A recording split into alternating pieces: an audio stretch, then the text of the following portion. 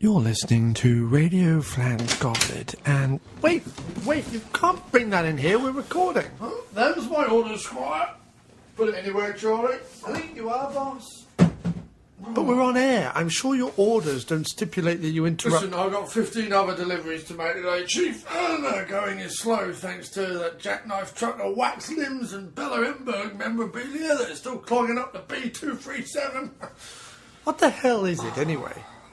Well, it's obvious, it's a puffin. I can see it's a puffin, but why is it 8 foot tall? Why is it in here? And why is it in drag? Well, I don't know. Maybe the puffin prefers women's garments. Maybe it makes it feel more relaxed, more sensual. I know the wife swears by them. But it's a puffin. Why would it need clothes at all? Did you know gecko lizards can be gay? That's a fact. Why did you say that? I don't know, sorry. So, the puffin? Well, I don't know. Trying to blend in, trying to infiltrate the UN, to plant a bug in the bathroom, see who stole his pen. Lots of reasons. If you were an 8 foot tall puffin, you'd probably want clothes too. Yeah, but I would probably plump for the overcoat and trilby look. It's a classic for the anthropomorphic animal trying to disguise themselves as human. That it is, of course. You know what I like? What? Bugs Bunny in a Viking helmet. Don't half get me every time. I have to ask the missus to clear the room out and lay down the plastic sheeting. What? You violently pledge yourself to Bugs Bunny so much you need plastic sheeting? No. It's for the dogs. Not yet house trained, see? Always throwing cake everywhere. Anyway, it's been nice chatting, sir. Must be on my way. You're just going to leave it there? Yeah, that's right, yeah. Well, what am I going to do with it? Well, that's up to you, sir. But if you want some ideas, why not call my cousin Cecile? She specialises in inflatable chairs, pudding shaped like Paul Daniels, and big old cocks. Thank you. Jeff. Well, thanks, Jeff. Bye now. Bye, sir. Now, come on, Charlie. Get your hand off its bum. Bye. You're listening to Radio Flange Goblet, and now it's the after-movie diner. Cecile, she sounds yummy. Klaus, fetch me the Marmite, the jelly-filled Wellington boots, and my extra special copy of the Angling Times.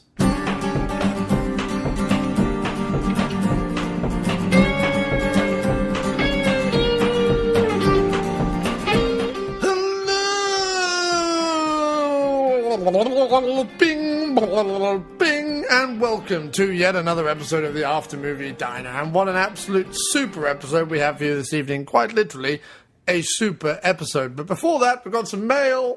Here comes the postman. I wonder what he has for me.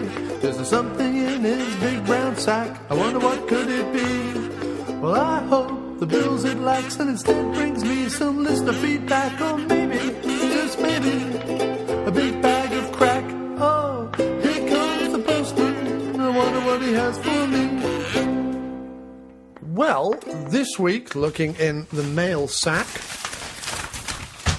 That's a fake sound effect. I'm really reading an email. Matt Beckett wrote, Dear John, many thanks for another highly entertaining and engaging show with your Fast and Furious retrospective. Now, I'm going to pause the mail there because I know that Mike Murphy will be particularly upset that the word retrospective was used, so I'm going to use retrospective as much possibly retrospective in the next retrospective, few seconds retrospective, just to annoy Mike Murphy of the Badasses, Boobs and Bodycounts podcast and the B-Movie Bargain Bin podcast. 5th episode streaming now. Anyway, Matt Beckett continues, If I may, I thought I'd pick up a key question you had towards the end of the show. It seems that the reason Justin Lin is not doing the next Fast and Furious picture is an issue simply to do with timing rather than anything else.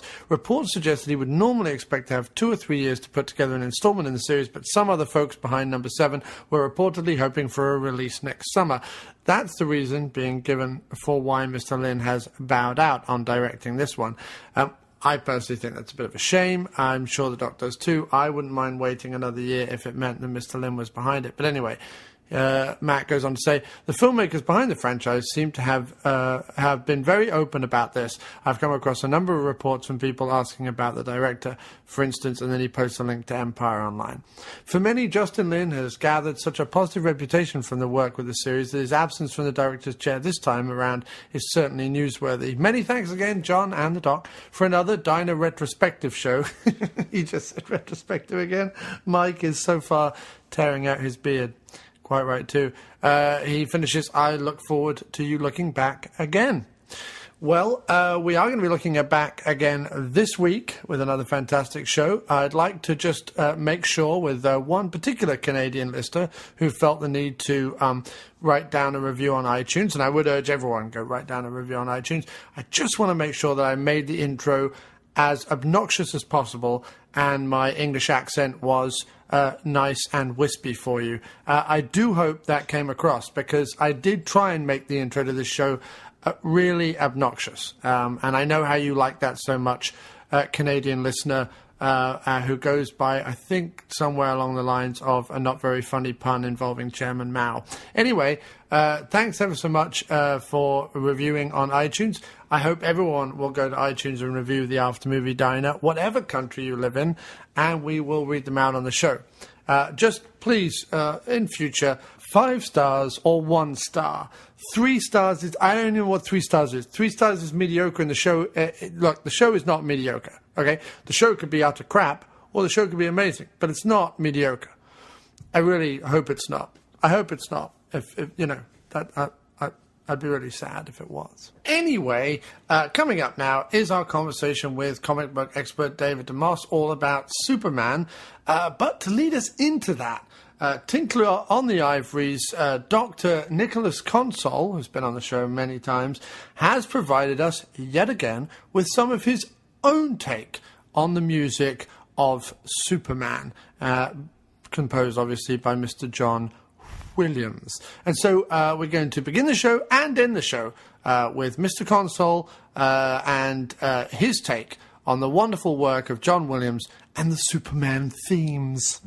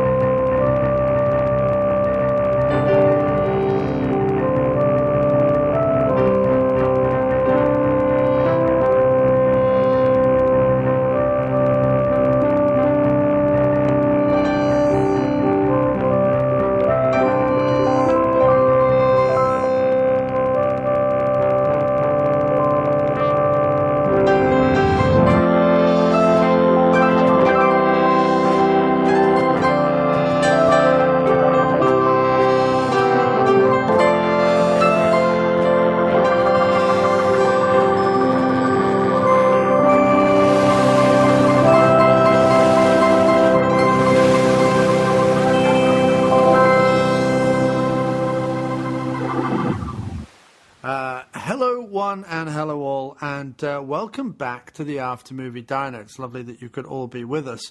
And while literally millions of people either are sat in theatres right now or indeed lining up in theatres right now around the country to see the new Man of Steel movie, 2 movie comic book geeky guys, friends from across the country, one on the West Coast, one on the East Coast, are going to sit down and discuss what I think for our generation defines not only the character of Superman, but also comic book movies in general.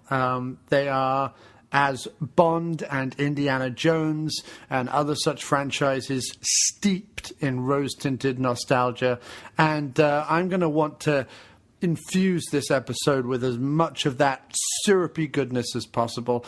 With me to discuss Richard Donner's Superman 1 and Richard Lester's Superman 2. And I have to say that while there is an extended version of Superman 1 and while there is obviously the Richard Donner cut of Superman 2, as I stated, this is pure nostalgia, pure theatrical versions, nothing against the extended cuts. The honest reason is I didn't have time to watch them. But my good friend on the West Coast, the man who joins us for all these sojourns into the comic book movie world, it is, of course, the master hair wizard himself, Dr. David DeMoss. Say hello, sir. Hello, one and all, and as usual, thank you, John, for that wonderful introduction. I was going to ask, though, how long is your version of Superman 1? Because I think I may have wound up watching the extended version just by accident, just because it's the one I prefer and the one I go to first. Well, that's perfect, because then you can speak to that, and I can speak to the theatrical. I have the... Well, with Superman 1, the differences are pretty superficial, no pun intended.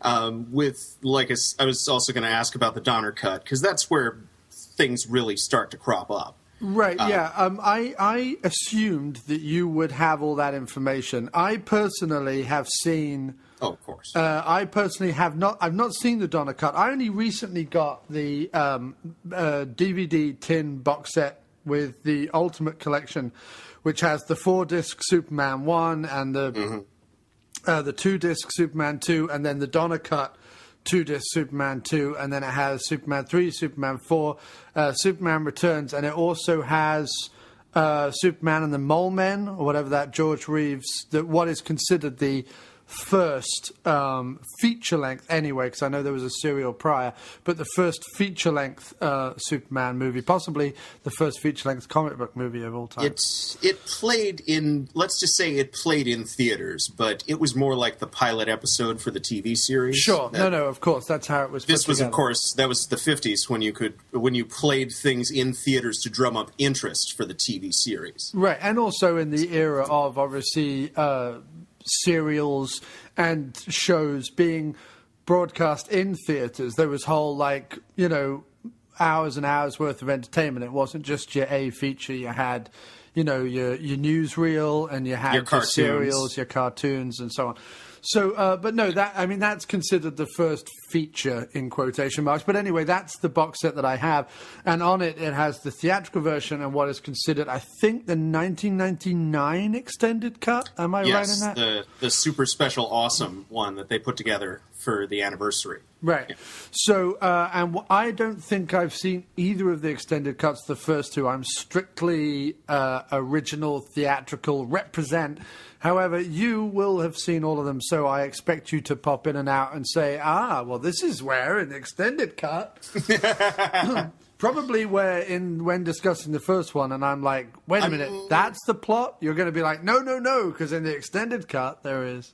I might do that. Okay. But the extended cut of Superman 1 is really not that much different from the cut that a lot of people would have seen on TV over here in the 80s. Right. It was just, this was back during the days, of course, when they'd show movies on network TV. And so what they do is they'd block out an entire evening to show the movie that would stretch out with commercials to 3 hours worth. Right. Or they'd split it between 2 nights and they'd turn it into a miniseries, right?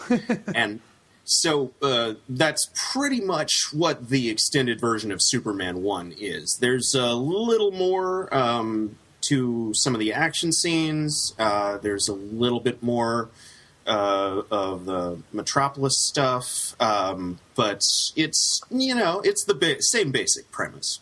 There's nothing remarkably different about that one. No, I think the version I watched was 2 hours, 16 minutes. I think, funnily enough, I was looking at the booklet, and I think the first Superman has something like 49 chapters, and the extended Superman has 61 chapters. So yeah, it's 15. Yeah, it works out to about 15 minutes of extra stuff. Right, of course. It's just like putting a little more mayo on your sandwich at that point, because this is, no matter what, this is an actual epic. the Superman one is. And that word is overused a lot these days, but to something like this, it actually applies, like even down to its structure. You know, you get the whole life of a character from their birth to, well, like half of their life, and that's fine because they were filming a sequel at the same time. Right. So, you know. No, I mean, we'll get into that when discussing the actual movie, because I wanted to definitely mention the way that Donner and the producers successfully juggle the feeling of a 1950s-style Hollywood classic with all that implies, the lush soundtrack and the big vistas and the way it's shot and the soft focus and all the rest of the good stuff that you would get in a Gone with the Wind or a Ben-Hur, one of those classics, with a modern early 1980s, late 70s action kind of adventure movie, and they disaster movie too. Yes, oh no, definitely. There's definitely aspects of the Towering Inferno and the Swarm and other such sort of movies as well. There's definitely that as well. And Earthquake, Earthquake and Airport and things like that. And we'll get into that. And I think those are unified mainly by the not just the subject matter, but the style of effects and the way those films were shot and the cameras that were used. There's a lot of those, like you say, epic movies, longer movies, what would consider now be like classic movies, in quotation marks. Those, they all have a look to them, and Superman definitely has that, the first one anyway, lush Hollywood look. Yes, in fact, it's dedicated to the cinematographer, Jeffrey Unsworth. Yes, indeed. Died during the making of it. And most people probably, they blame him for that, for the unified feeling to everything, because he wasn't just working with shooting the actors, he was also trying to bring that out to the special effects shots too. And that's why I think they're probably the best in the series, in integration, in Superman 1. They do. That's probably why it holds up so well. I mean, this was 1978. Yeah. Well, it's interesting. I mean, obviously, as you get into Superman 2, the larger predominance of stage, in other words, shot on stages work that was being done. I'm thinking especially about the climax is almost 90% shot on stages. And while obviously the flying scenes in Superman 1 are done against a backdrop in a stage, the backdrops and then the locations are real places, except I think the only exclusion of that would obviously be the Daily Planet set, the interior set, and obviously Lois's apartment, which is clearly a set with a backdrop, photographic backdrop. And Lex's sweet man cave. Yeah, which is obviously which only makes a modicum of sense, because it's done like a sunken part of Grand Central Station. In fact, it looks exactly like the bit in Grand Central Station where you go down to the dining concourse, which is downstairs underneath, obviously, the famous main concourse that has the clock and everything else in it. And there's no reason why that would be, because you see the real Grand Central Station in the movie. There's no reason why there would be then another buried level, why there would be like a third buried level. That doesn't make a lot of sense. But anyway, let's assume that there is. But it makes perfect sense if Tom Mankiewicz, the screenwriter of Live and Let Die, is your quote unquote creative consultant. You see him. Right. In the credits, right? You see him as creative consultant, and what that means is Richard Donner turned to him at the 11th hour and handed him like 500 pages of stuff from the wall of people whose credit you see under screenplay. Yes. And was like, well, Tom, there's four help people. Me out here. Tom, I'm drowning. You've got to make sense of all of this somehow. Right. And he said, you're drowning. What about if the set was drowning and we had Grand Central underneath the real Grand Central? And he was like, damn it, I like it. And in fact, watching it again, there's even what is, I suppose, meant to be an old Times board of where the train times would be, the old It's totally an abandoned sewer station. It's Right. the Ninja Turtles used it again in. Except that if it was a subway station, that would make sense. But it being a section of Grand Central that is underneath the ground, that is no longer that doesn't make a lick of sense. But anyway, let's move on from that quickly before You're we a native New Yorker, are you? Yes. Dude, I am now, man. But you have to remember, you're right. This isn't New York. This is Metropolis. Right. Yes, of course it is. Even though at one point when they're going around Grand Central Station, you can hear the guy go Buffalo, Syracuse, listing all these places in New York State. The Statue of Liberty shows up in of course. both movies, and if you watch the Donner cut, Superman gets like smacked into the torch by the Zod Squad. Right.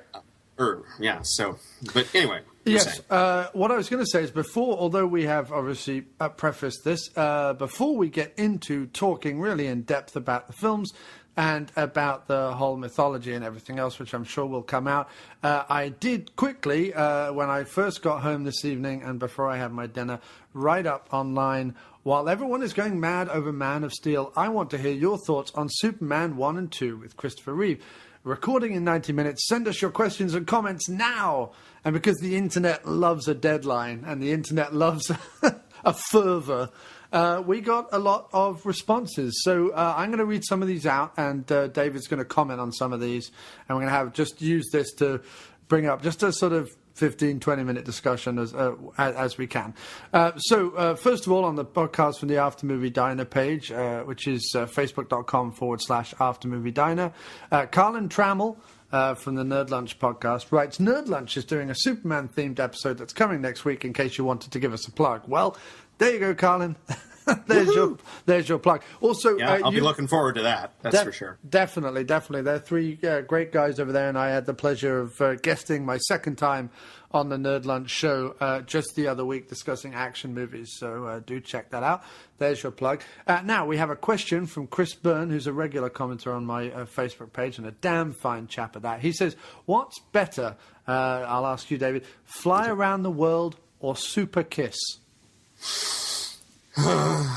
By fly around the world, I'll assume he means the ability to turn back time. Mm-hmm. And I would argue that if you have the ability to turn back time, you don't need I like to call it the Rohypnol kiss myself. Mm-hmm. But yeah, I'll take time travel over anything. I'll take fly around the world for 5 points, Alex. Yeah. Yes, fly around. I'll take belabored Jesus metaphors for 1,000. In fact, I'd completely forgotten that, and rewatching the obviously the opening with Marlon Brando, which we'll get onto in more detail later. But watching that opening, the whole from the father to the son to the father speech, you're just like, oh, really? Really? Yes, really. Yes, and that is all this movie, let me tell you. Right. Okay, then Neil Sava says, I'm a big fan of the first one. I love the second even more as a kid, but now the flaws in both versions are too glaring for me to wholly engage and get sucked into the things that do work and work amazingly well. I'd like to see more superhero movies with the sense of wonder and even awe that Donner achieved with those. Mm-hmm. Well, I'll let you feel that first, David, but I have my own comment on that. Well, no, you go ahead. Because you're probably going to say exactly what I'm going to say. Well, I was going to say that I completely agree with that last statement he made about wanting to see superhero movies with a sense of wonder and even awe that Donner achieved. And the reason I would say that is, I've always had this issue with Superman because obviously he's like more or less indestructible, except he obviously has like the vampire thing of, oh no, but green kryptonite does this and red kryptonite does that and so on and so forth. But he's more or less indestructible. So actually it's far more interesting to focus on either the Clark Kent elements or Superman's romance with Lois Lane, or some sort of big spectacle or whatever it is. Watching the first one again, more specifically than the second one, watching the first one again really, certainly the first half, the first hour and 20 is, and I'm not a sentimental guy, but is just lovely. It's just lovely. It's luscious and it's warm and it's nostalgic and it's epic and it's beautiful and it's romantic and it's great. You know, before they have to kind of crow, oh yeah, we've got to have a villain in this movie, right? And then like the last hour kind of rushes through that. The first hour and 20 minutes is just perfect. And I agree. I was watching it again. I was thinking, you know what? You wouldn't get a movie these days that had such heart. I mean, that whole scene with him flying around with Lois, that famous scene that goes on quite a time, even in the theatrical version.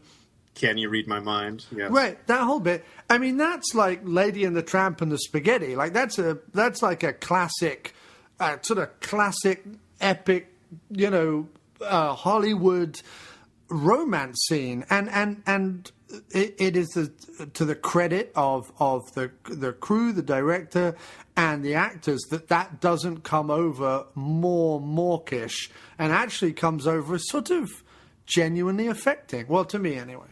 Oh, has Superman the movie swelled the heart of the mighty kick-ass kid? It has, dude. I'm not even That's kidding. It awesome. genuinely has. See,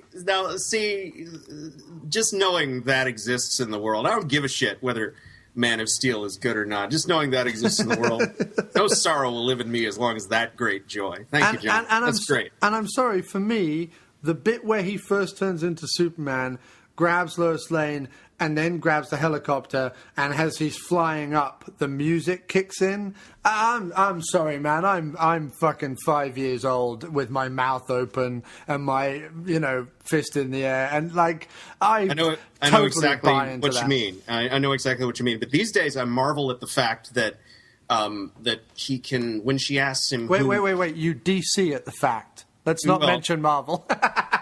Oh, I'm not a zealot about it. I'm kidding. Even though I did get into comics through DC, I'm not a proselytizer. But no, she asks him who he is, and he manages to say a friend without sounding like a complete creeper. Right. Despite the fact that he's wearing that suit. Right, and you can see that bulge. But it is entirely sincere. You can see it. It is his face, and it is cocky fucking smirk that he gives her, because he's like, hell yeah, this is. He knows exactly how awesome this is, as much as the rest of us do, right? And he can sell that to us because he's a Juilliard trained actor in his first role, looking to fucking impress us. No, I mean Reeve is incredible, and you know. Margot Kidder manages to balance, for me, and I know a lot of people can take her or leave her, but for me, Margot... Oh, God, I am so sick of motherfuckers making fun of Margot Kidder. Yeah, Fuck me too. all you. For me, she balances a real hard-nosed woman with the... like a proper adult woman. She's not a girl like that Bosworth woman was. She's a proper woman. The less said about her, the better. She's got a backbone. She's got the klutziness, the ditziness, more so in 2, but she has that klutzy ditziness that's affecting. But she's also got that just would melt butter across the road little girl grin that when she flashes it, you're just like, oh, I would give up everything for Margot Kidder at this precise moment. You know what I mean? 1978 Margot Kidder? Hell yes. Of course. In a New York minute, in a Metropolis minute, as the case may be. And yes, exactly. I can totally see why they cast her. And not only is she hot, she works with him, which was what, you know, that's the core of this, right? For your average moviegoer, you've got to have the two of them work. Yes. Or, like you said, there's no love interest. And if this picture had love interest, so it probably grossed twice as much. Yes. I mean, to be honest, I think that after that scene, because unfortunately it's the interview that he gives that kind of, you know, then causes the second half of the movie in a look out plot device type way. Yeah, he's young, you know. He's still new on the job. He doesn't yet know that you shouldn't like reveal your Well, I mean, all your information to the press. He's not aware that there is a supervillain lurking beneath Grand Central Station, but he... Because who would guess, right? Right. Yeah. But everything after that, plot-wise, not performance-wise, performances, it's great, but everything after that, plot-wise, begins to fall apart for me. But everything up until that wonderfully romantic scene, I'm with it 100%. Anyway, to move on to our friends over at the Podcast Union, I asked the same question there. And Christopher Powell wrote, fascinated me as a kid, seeing those movies, especially Superman 2. Those two movies, along with the animated series from Bruce Timm, is the only reason why I give a crap about Superman. The lightheartedness of the movies is what worked. It didn't need to be brooding or dark to be successful. There's obviously a slightly hidden comment on Man of Steel there, but Bruce Timm, the animated series dude, fill us in. Oh my God! The animated series started up in '95, and it was initially sort of a spin-off of the Batman animated series that had been going on since '92, and I can totally believe that it would be the reason people would continue to give a crap about Superman, because it was. Yeah, probably the best piece of Superman-related media that's been out in the last 25 years, I want to say. Yeah, more or less. And I know that you've watched a lot of them. Where do you... Because obviously, in movies at the moment, Marvel appears to be, maybe not financially, but certainly kind of creatively, seems to be kicking DC's ass somewhat. Oh, and totally financially as well. Absolutely. Right, although I saw reports that Men of Steel made something ludicrous like $68 million its opening night or something ridiculous. Hours. Yeah, it's an opening batch of hours, whatever. Because is it opening the same time around the world? I didn't check any of this out, but do you know? Except for Australia. And, that quadrant of the world, unfortunately. Okay. Those guys aren't going to get it until next week. Until 2018. or the week after next, now that I'm remembering. So, okay. Sorry, Commonwealth. Yeah. We don't care about them. They have the Great Barrier Reef and, fucking not for long. Shrimp the size of canoes. Let's not worry about it. They get glorious weather all year round. The Great Barrier Reef and large seafood. And but spoken like someone who wasn't stuck in a spaceship with Marlon Brando's voice teaching you about Earth for however long that was. You were a child. No, I know. You got to be an internationalist about these things, right? Your planet blew up. You've only got the one that you know of, right? We're all in this together. Of course. You got to help these peerless, gomless motherfuckers, because shit happens. Yeah. Now I'm going to try not to murder this next person's name, and I do apologize if I do, but I'm going to say it's D. Ramirez Bazansara. Much better than I could have done. I'm still going to call him Ramirez, like in Highlander. Sure, okay. But anyway, D. Ramirez Bazansara says, well, I haven't seen Superman 1 and 2 in a while, but they were great for a time. They were great for the time, maybe she means. Being a comic book fan, of course, seeing any of you beloved comic book characters on the big screen is so much fun and exciting. Christopher Reeve was my Superman. I grew up with him, and for me, he was... and the movies were a big part of my childhood. I'll always love those. I'm eager to see this new Superman. I'm open to change. I'm going in to see it with an open mind. I was just watching Terminator Salvation, and even though it's dark and way different from the first movie, I like how they took the idea somewhere bigger, dark, serious. Growth is good! ! See, Ramirez, you had me until you cited Terminator Salvation as a positive. Yeah. Look, it is factually true amongst all podcasters, no matter what height, knee size, or buttock color, that McG has never done anything good. That's just a given. And he was in line to make a Superman movie before Bryan Singer did. Yes, didn't he wrench the reins away from Burton and Cage? He did. They kind of wrenched the reins. Oh, they gave it up away from themselves. I mean, by sucking really hard. there for a while, and yeah. I could have gone for a Nicolas Cage Superman just in one of those. In fact, I was at a comic book conversation at the Philadelphia Comic Con last week, and one of the guys was talking about he's the John Schnepp is the guy behind the documentary that is unearthing all the stuff about the abandoned Burton, Kevin Smith, Nick Cage. Good. John Peters movie.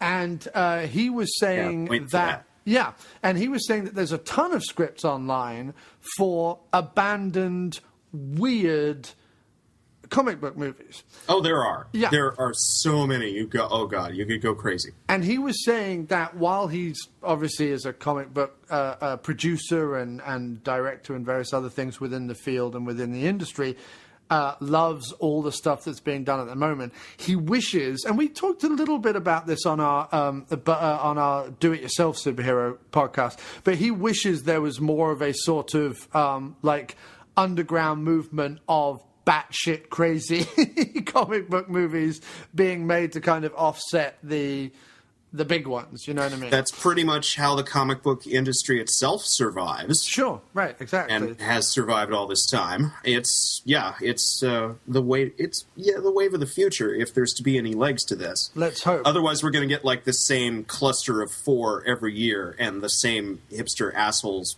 being like, "Oh my God, there's so many superhero movies out." I've learnt to embrace them, and I've learnt to certainly through doing these shows with you, and certainly just through the quality of most of them. It is a rising curve, which it wasn't for a long time. If I've definitely under no delusions leapt on the bandwagon and learnt to accept them. I have the whole Man and Steel debate, and I'm going to wait to see it before I completely comment.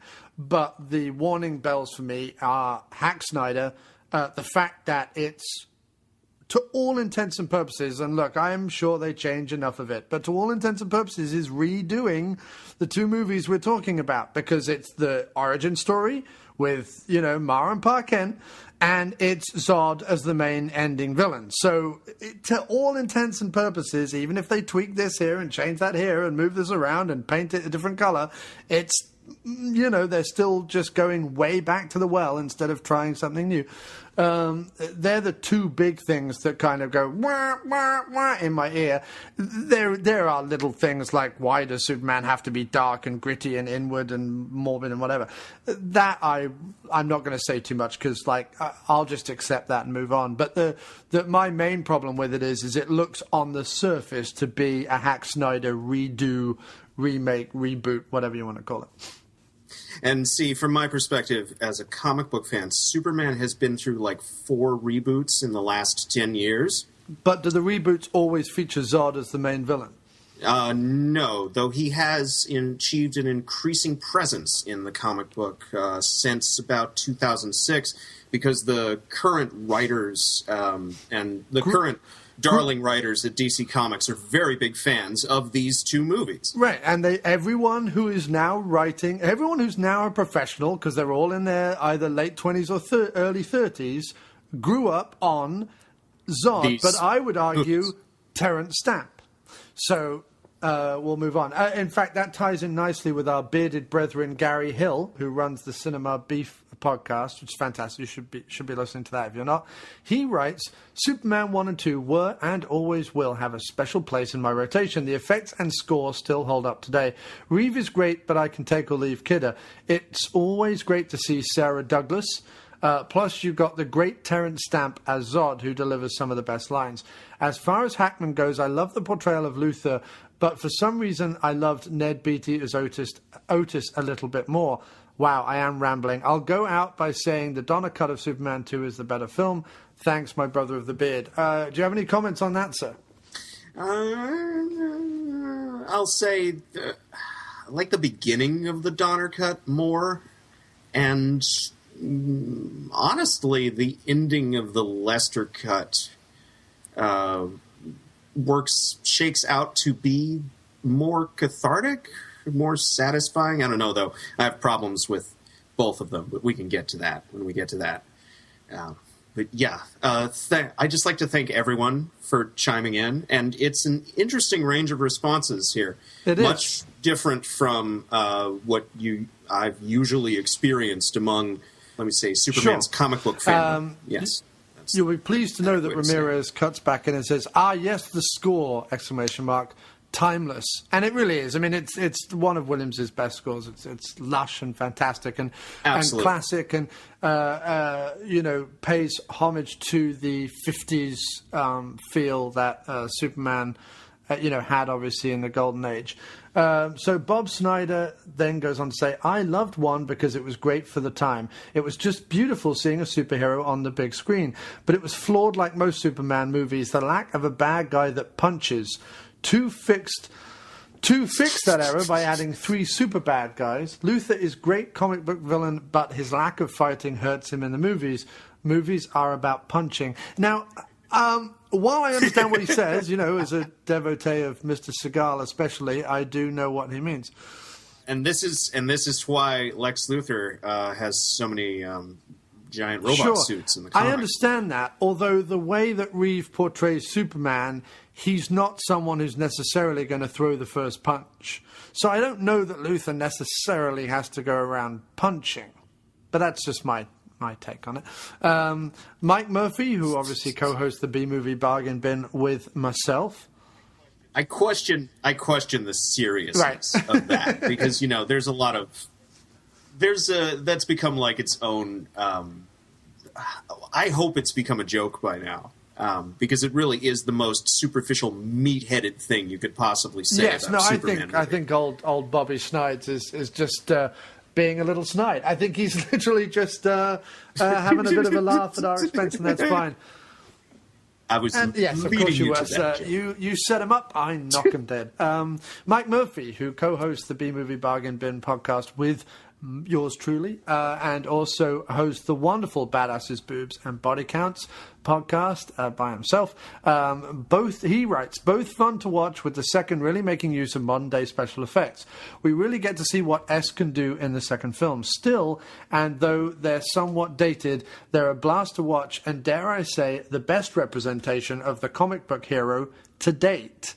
They always have been in my mind, but I know that that's because it's liberally spread with nostalgia. What about yourself, sir?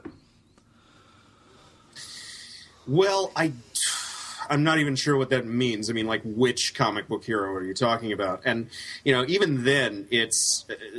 the thing about all comic book heroes is that they are constantly changing to suit the fact that they're in a serialized medium and that every 10 years or so, everybody gets replaced and the new regime comes in and decides to write for a different audience. And so, I will say that this film is influential in more than just cinema, because you're absolutely correct. This has influenced pretty much all subsequent versions of the character because it is such a thorough distillation of like everything that came before, and an expansion in a lot of key ways. Like, this movie puts Smallville in Kansas. Like so many fictional towns in the DC universe, nobody knew or cared where Smallville was in like the 50s and 60s. But after this, man, boom, Kansas. And I was done. Remember, I didn't finish my thought earlier where I was saying, whereas Marvel is clearly just in its structure and its build-up, and, it's got the Avengers going for it, it's got Phase 2, it's got Phase 3, it's got it all planned out, it's being creative, it's hiring odd directors and things like that. While Marvel is busy doing that, obviously they're kind of slightly trouncing DC in its organization. However, you've watched a lot of the animated stuff, and people were talking about that earlier, and I was saying... the recent Batman ones voiced by Peter Weller were obviously lauded, critically lauded, and very well respected. You were mentioning the Superman animated stuff earlier. Are DC doing better works where animated features and animated serials are concerned? Is that what DC... They have been since 1992, so. Yes, because since the late 60s, DC has been owned by Warner Brothers, And, you know, if you want an animation arm, you just have to walk down the hall and, you know, arrange some meetings, and there you go. It took them a while to get their act together, but once Batman Returns came out, they were just off to the races, and they kept a pretty consistent team in there until, like, 2006, and the new talent they've managed to recruit and farm out has been, you know, consistently fair to awesome, actually. So, yeah, they've been kicking ass in that regard for quite some time. I think that's probably part of why Marvel sold out to Disney. Right, yeah, I mean, because I remember you saying, I think it's on the Avengers episode, that, you know, plowing through some of the Marvel animated stuff of the last couple of decades has been a bit painful. Oh, God. Well, 2007 was a horrible year in particular, but not just for Marvel in that regard. But ever since, and in 2008, when they were negotiating the sale to Disney, that resulted in the cancellation of a lot of really good series. So, yeah, it's left a bad taste in our mouths, to tell you the truth. But that's Marvel. And being owned by Warner Brothers is a double-edged sword, because Warner Brothers' film department, like its live-action movie film department, for the last, 10 years, has been coasting on that Harry Potter money. So they haven't really had any incentive to try very hard until... Well, which is a shame, because they used to be a damn fine studio. You think some of the films that came out of Warner Brothers. Oh my God, yes, but at the same time, they hooked themselves to a rising star, and they milked it for all it was worth, and they taught other people how to milk it too. I mean, they split the last one into two specifically. So the last Harry Potter movie, specifically, so they could have another year to coast on it. I mean, yeah, this is the kind of people we're dealing with. So, you know, if any movie that escapes that mill is in any way good at all, I count it as a miracle. Exactly. Yeah, it's all a bit mad. But, okay, so D. Shaw from the Three Black Geeks podcast, he writes, I didn't like Chris as Superman as a kid. And he writes, why? I think he was perfectly casted. As a kid, I hated the Kansas good old chum look he had. But Superman 2 is my favorite of all Superman movies for one reason only: kneel before Zod. Yes. Which, yeah, I mean, to be honest, Terrence Stamp makes Superman 2. Oh, God, without yes. him, it's not a particularly great film. But I will say Terrence Stamp is one of the best comic book villains that has ever been brought to screen, which is ironic, because he's a composite, basically, is what he is, created specifically for these movies, and he's migrated back since. So it's this, to be a Superman fan is to exist in a dialectic with these films.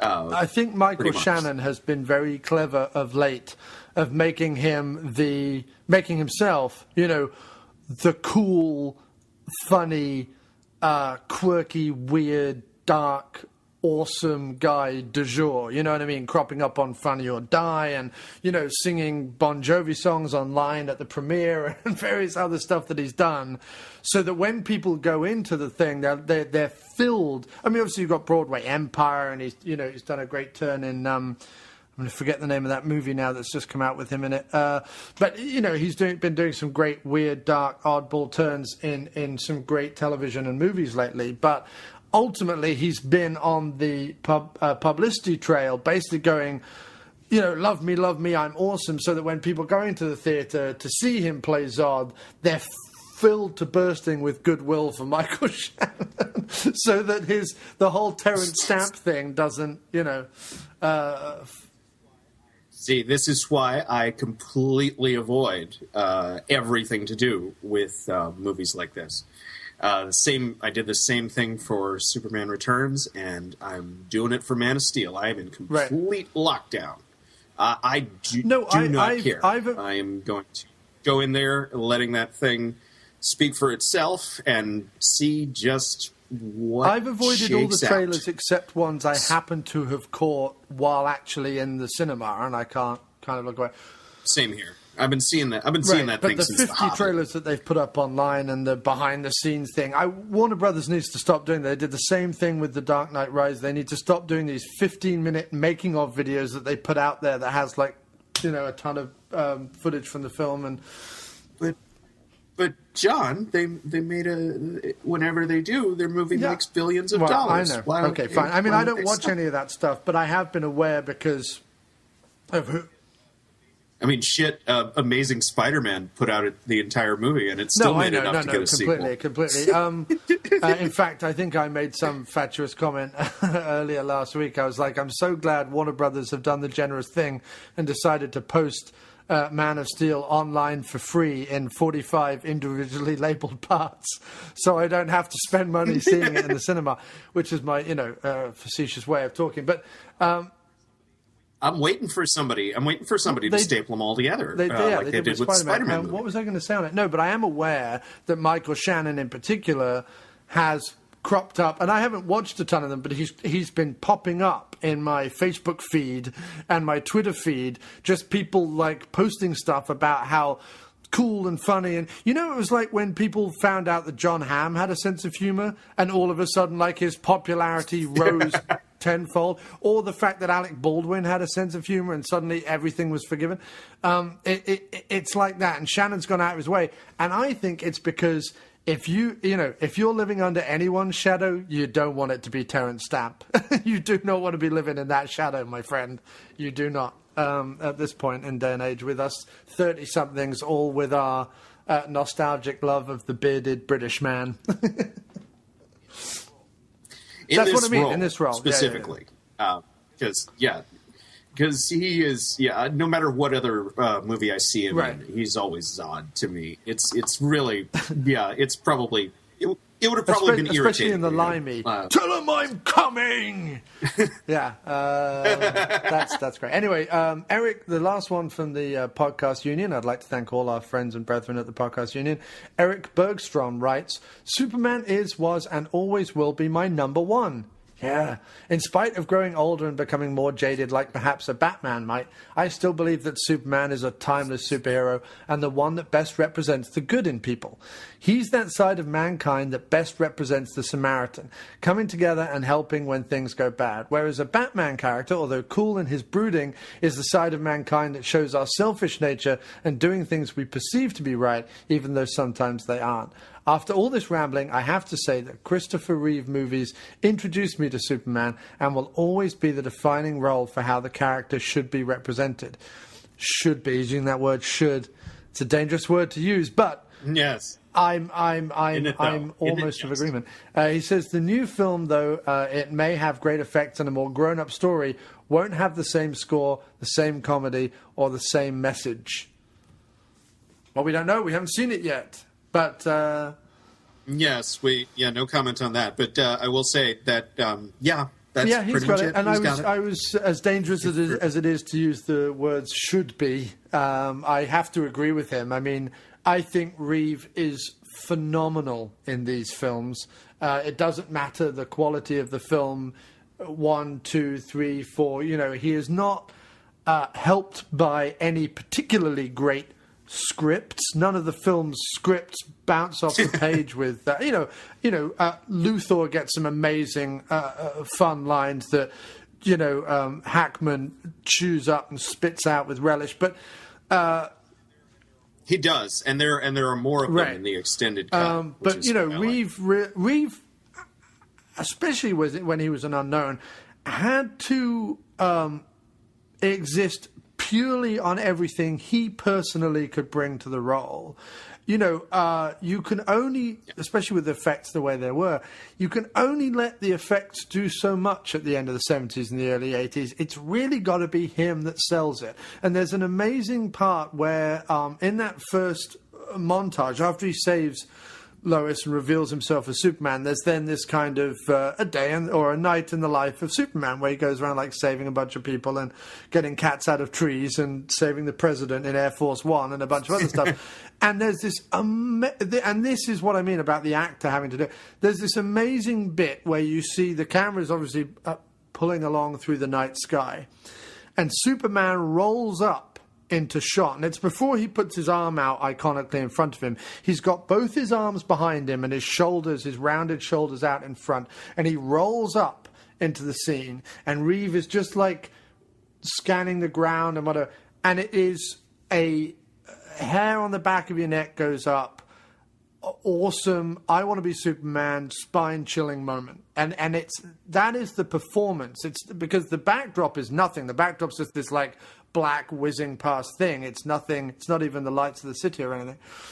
It's the background plate of Lower Manhattan. Right, but even before the buildings come into focus, this is just when he's against May.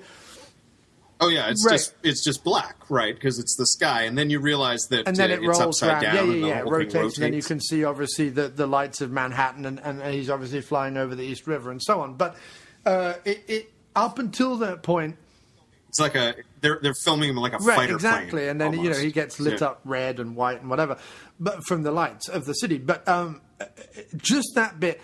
That's his performance. That him putting his arm out like that, him making it look like because one of the taglines was "We'll make believe a man can fly" or whatever, and we'll make you believe. And the that isn't just in we'll stick a man in front of a backplate and you'll be fooled because you've not seen it before.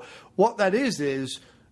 Not only will you believe a man can fly in special effects, you'll believe a man can fly because of the way that Reeve portrays the mechanics of Superman flying, the way he guides himself, the way he looks at things, the way he moves, the way he, banks and, shoots around. And it's just, that's all in his performance.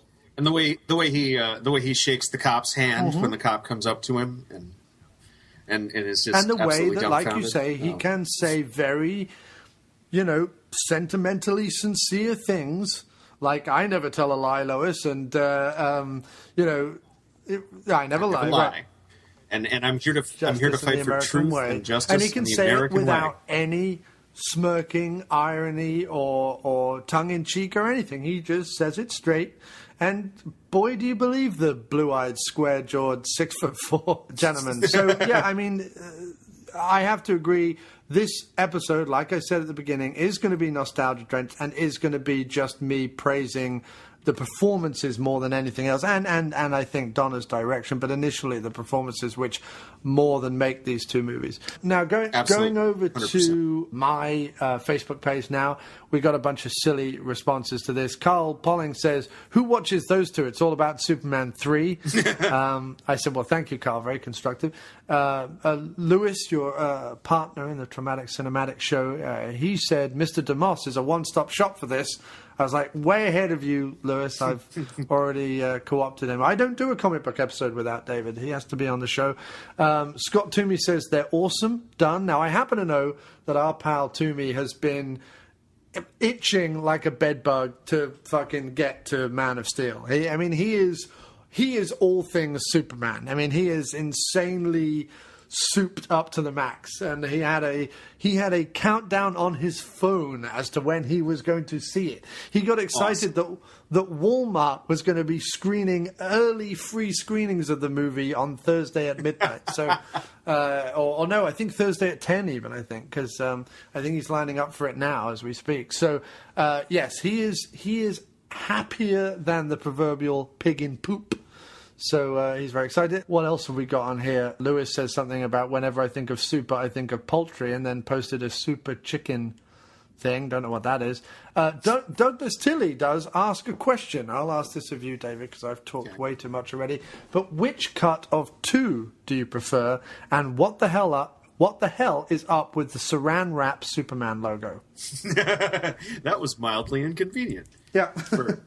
for about 5 seconds until it disappears. Like I said, I don't know. I've got problems with both versions of Superman 2. I've got problems with Superman 2, let's just say. They are problems that I've developed over a lifetime of watching the movie over and over again, obviously, and of reading Superman comics, and of seeing various different versions of him, and of seeing his ethics evolve and at the same time remain consistent as more has been added to his mythology over time. So it's just, yeah. So, but let me say, the beginning of the Donner cut is awesome because it lets Lois figure things out on her own and be smart, which is always cool. Right. As is the middle of the Donner cut, because instead of him falling into the flames of love, she pulls a gun on him and shoots him, and they're blanks, of course, but right. But he's too freaked out to check, so he does the Superman thing, and like, if you'd been wrong, Clark Kent would have been killed. And she's like, "Ha, gotcha." So that's cool. Whereas in the Superman 2 is the theatrical version, she tries the clearly much more sensible, I'll just throw myself into Niagara Falls and see how that goes for me. She does that in both versions, but in first, but it also starts off with them in the planet, and she throws herself out the window. Oh, really? And there's a great sequence where he has to super speed downstairs and save her surreptitiously, and then super speed back upstairs before she notices. Right.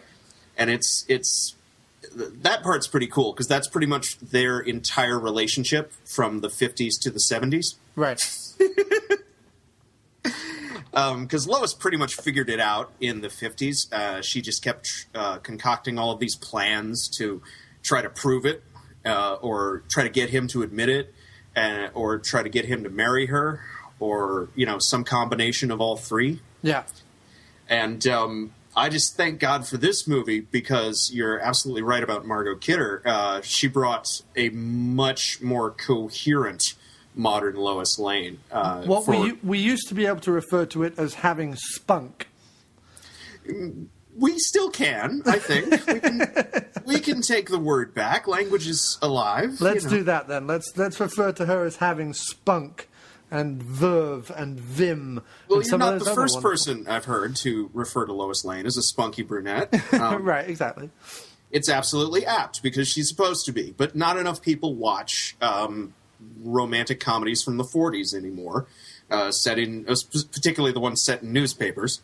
Right. So they don't know what kind of archetype Lois is supposed to be. And so she usually gets, shat on as a distraction or reduced to, Terry Hatcher's level, which, yeah. Yes. I mean, I wasn't going to bring that up because the only episodes I ever watched had Bruce Campbell in, and I never watched any other episodes. Well, that's to be expected. You're not missing too terribly much. The first season is kind of interesting because it's kind of low-budget TV noir type of thing. Right. At its best, but at the same time, it's hilariously low budget. So there's almost no Superman in your Superman, in the New Adventures of Superman. Right, yeah. But it was also the best Terry Hatcher ever looked. True. Certainly in the posed photographs where there was a lot of saucy magazine spreads back in the day of the one with her in the cape, right? Right. Well, yeah. The most downloaded image of 1993 on the internet. Yeah, and didn't we all live through that joyous era? See, in 1993, I don't think I had the internet. I think I would have been looking purely at either color supplements of the newspaper or glossy magazines. Yeah, same here. I didn't get it till 97, but that's okay. I had comic books. Right, exactly. And we had VHS pornography, so we didn't need that the internet. That too. Where I occasionally found Terry Hatcher in some of her early roles. With a certain movie with because the best thing about VHS was that ever so often they would release. Is it The Cool Surface? Was that the one that she was in? I don't even remember at this point. Robert Patrick, and there was because you see, there was a certain point I was fascinated by the porn they did before they were famous, because there was a whole string of VHS like that. Obviously X-Files was riding high, so they released Gillian Anderson in The Turning. Is it called? That sounds right. Something like that, which is absolute nonsense, because it doesn't even reach softcore. I think you could, considering how much skin she doesn't show in that movie, I think you could probably screen it on daytime NBC at this point. And whereas The Cool Surface, I think it's The Cool Surface. I think I'm right in saying this. And I don't mind admitting this now. I was 16 at the time. Of course, I was watching and hunting out as much weird... You and everyone else our age. Right, exactly. So, and it's her and Robert Patrick, an unlikely pair. But the Cool Surface is humorous for one particular thing that I remember. I don't remember anything about the sex scenes, other than I remember her disrobing and going, ooh, and Robert Patrick going, my God, but you're perfect. And me thinking, no, she's not. She's got tan lines. They're all floppy. What's going on with that? But see, we moved from shitting on Margot Kidder to shitting on Gillian Anderson. No. This is Terry Hatcher in The Cool Surface. Terry Hatcher. Well, okay, Gillian Anderson is in The Turning. Terry Hatcher showed a lot more flesh in The Cool Surface. It's a full nudity bonanza as far as Hatcher is concerned. But yeah, so he looks at it and goes, oh my God, you're perfect. And me as a teenage boy, I'm thinking, no, she's not. But there's a great scene where she is, they're about to get down to it on the bed, and she like pulls off his shoe and he's meant to be, by the way, a penniless writer, right? A penniless writer. She throws a shoe, breaks some pottery off screen. You hear this like smash, right? Because it's meant to be like in the heat of passion. You've never seen two colder, stiffer duds in your life. But it's meant to be in the heat of passion. She takes off her shirt, throws it into the thing. And she says, oh no, what have I done? Was that expensive? And he goes, it's Halik. It's priceless. And then they continue to make out. And I'm like, wait a minute.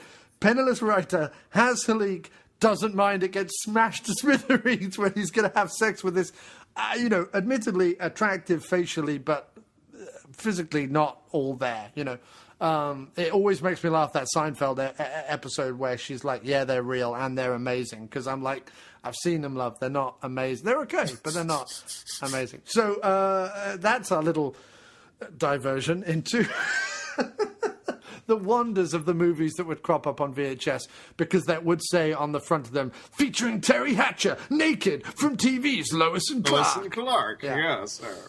So, and of course, the 16-year-old in me is like, I don't care what she's in on TV. You said the word naked.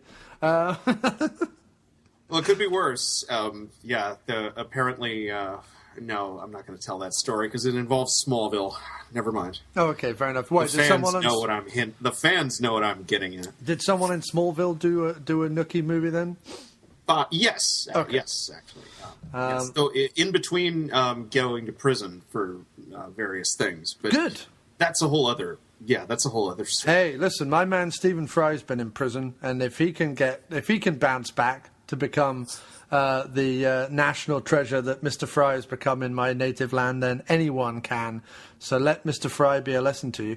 We didn't answer, what's up with the Saran Wrap Superman logo, Mr. Comic Book? What is it then, sir? What's all that about? That would be a contribution from the credited director of the theatrical cut of Superman 2, Mr. Richard Lester. Who clearly understands nothing about superhero movies. Well, it's at a certain point, that last action sequence with Zod blowing air out of his mouth becomes the Keystone Cops. I mean, yes, really, because it's not about superhero. It's about understanding the consistent tone of your action scene, right? Right. If you want it to be like, oh my God, Kryptonian criminals have taken over the fucking world. Then why do you have, somebody getting knocked over in a phone booth and their wig flying off like it's... Right, or their skirt blowing up. I mean, he's one step away from being Blake fucking Edwards at the end of 2. Because this is the guy who directed the 3 and 4 Musketeers. I mean, it's way before that, dude. He directed obviously a film that was compared to the Marx Brothers, A Hard Day's Night, the Beatles movie. He also, before the Beatles movie, the reason why he ended up directing A Hard Day's Night, and I believe Help as well. I think he went on and did Help as well. He did, yep. The follow-up, he worked with, because I think he was an expat living in Britain at the time, Kubrick style. He worked with the Goons, who not a lot of Americans know, but they are a precursor to Monty Python. They were a post-war radio show. They were extraordinarily surreal. They featured Peter Sellers, who people will know, Spike Milligan, who is the godfather of all anarchic, surreal British comedy, quite literally invented it, and Harry Seacombe, who has gone on to host Songs of Praise, which was a Christian TV program on a Sunday evening. But he used to be an anarchic sort of surreal comic. And there was another guy called Michael Bentine as well. But they made groundbreaking short films and features in the 50s and 60s with Lester. And I forget, I don't know if Lester directed The Bed Sitting Room, which has just had a bit of a resurgence on the BFI. But he has, what I'm going on about is he has a long history in both surreal and slapstick comedy. Which he brought to this film when he was hired to replace Donner about midway through production. And the Salkinds went, "Get me another Richard." Well, he would say they owed him a movie because they didn't tell him that The Three and the Four Musketeers were going to be split into two movies. They told him eventually, but kind of like after the fact, and it kind of pissed him off to the point where he pretty much hitched his star to the Salkinds for the rest of the 70s. He'd be the guy who'd always show up at their party and take them over to the side, put the hand on the shoulder, and be like, you owe me a film. And so they hired him as like an executive producer on Superman 1, and they just had him hang around. And because relations on the set of Superman 1 were just horrific, especially between Donner and producer Pierre Spengler, and therefore the Salkinds, they would use Lester as like a go-between. He'd be carrying messages back and forth between the two camps, because eventually it split into two camps. It was the story of this movie is so fraught with conflict and infighting that it's a miracle that it exists at all. Really. Right. Nevertheless, say nothing of the fact that it's gone on to create an entire subgenre of American action movie, right? Right. The very fact that it exists, because it almost didn't. I mean, it was completely insane, a project from the start. Yeah. But it managed to pull through, in part just by the skin of its teeth, because they filmed Superman 1 and most of Superman 2, and then they took a break to do publicity for the first movie. And you see in the credits at the end, it says, "Coming soon, Superman 2." And they were supposed to put it out like the very next year, like December 1979. But instead, they took the opportunity to fire Donner, or he took the opportunity to quit. And so they hired Lester, and it's a union rule. You have to shoot a certain percentage of the movie in order to get your name under directed by. Yes. So what he did was he had to go back and just do some reshoots. And part of that was to make the climax bigger. You have the big fight in Metropolis, and then in the Fortress of Solitude, at the Donner cut, you really don't have much. I mean, you have him crushing Zod's hand and throwing him down the bottomless pit, Star Wars style, and that's about it. So, cellophane S. Or he suddenly gets multiple man's powers to, duplicate himself. And there's this weird line he mentions about him playing that game back in high school. Whatever that means. Right. Because I have no idea. And I've actually read Superboy comics from the 50s. I still have no idea what that means. I don't remember that bit at all. Where does he say that?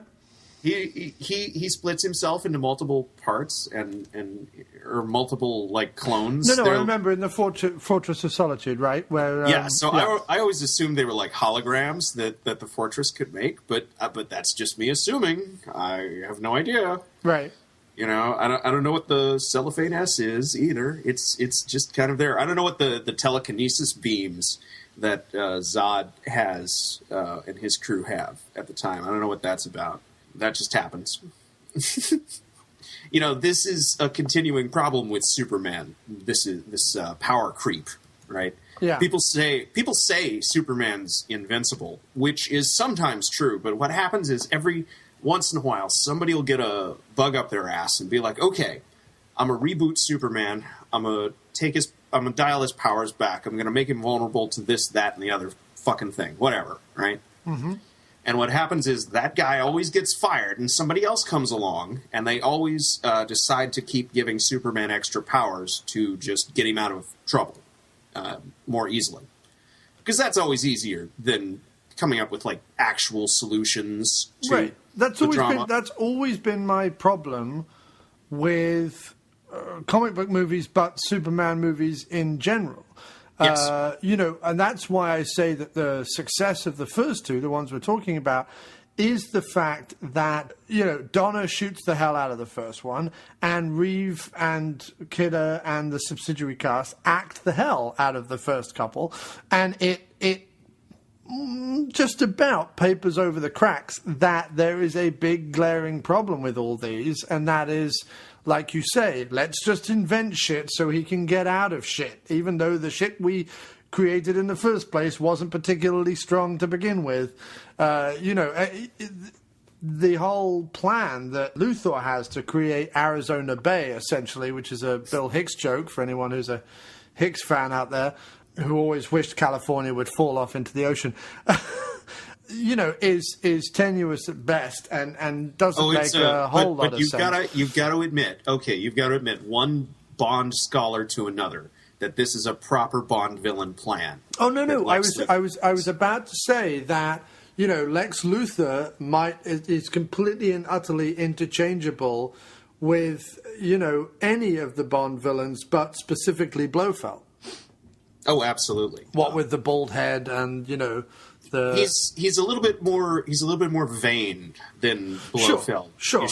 You should think that's like the only reason he would surround himself with he's got comic relief. He's got a better tailor. That's what we can say. That too, and honestly, a better architect. I totally want his man cave. Right. You know, I still want a volcano lair, but I know where you're going.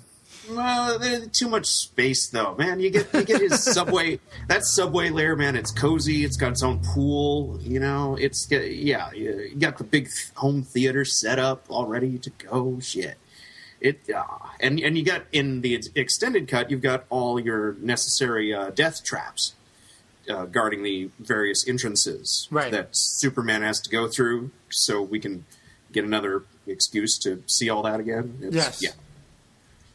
Yeah, so indeed. There's that. And I'm just looking now to see if we got anything. So we're just blaming the S's and the laser beams and all that on the director then. Just coming up with stuff. And the producers.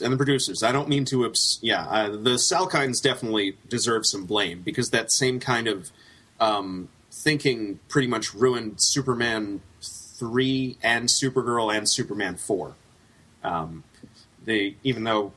Even though the Salkinds didn't have anything to do with Superman 4, I can see their dread hand reaching out to choke the minds of everyone involved. It was, and it's the same kind of thing. You know, it's their idea, their mentality was that this is a fantasy, and because of that, nothing has to make sense.